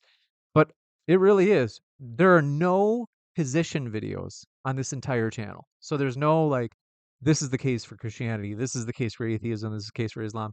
Nothing like that. There's no, this is the case against Christianity or against atheism, etc. It is purely debates. So I want to say, my dear friends, thanks so much for your support. If you are on the same page as us, namely in believing that modern day debate deserves a better class of debate channel compared to the ones that you may have seen out there that sometimes will say like, yeah, we're a neutral platform. And then they have an interview where it's like, man, that wasn't really a debate. You were just interviewing somebody. You didn't really give them pushback. If you want a fully neutral debate platform where everybody gets their chance to make their case on a level playing field, that is modern day debate. So do hit that subscribe button. We have many more debates coming up in the future. Want to say hello to you there in the old live chat. Want to say thanks for your support. MXXD. MXXXXD. Thanks for your support and for being a moderator. Craig Bikes, thanks for being with us. Thanks for being a subscriber, folks. We do appreciate that. It means more than you know. Want to say we're excited about the future. We are planning out some juicy upcoming debates. So just want to let you know, if you saw, there is an upcoming debate with Alex Stein and Right Corner. It's on Trump or never Trump. That was originally scheduled for this Tuesday. The only difference is that we are actually going to have to push that probably. Actually, no, pardon me. Scheduled for Monday, probably getting pushed to Thursday. So bear with me on that. And want to say thank you guys for your support, though. I'm going to hit that old subscribers chat. So if you haven't yet, hit that subscribe button as we have many more debates coming up. We really do appreciate all of your support. I can tell you this. We really do want to give everybody their spot at the table where it is a truly fair platform. It's not like modern day debate or me is going to mock the Muslims or the Christians or the atheists or anything like that. We as a channel, so for example, Ryan is another moderator, we want to give everybody a truly fair shot. So I want to say thank you guys for all of your support. Excited about the future. Let me know. Say hello back in the old chat. I'd love to hear back from you. And Brian Miller, thanks for coming by. Let's see.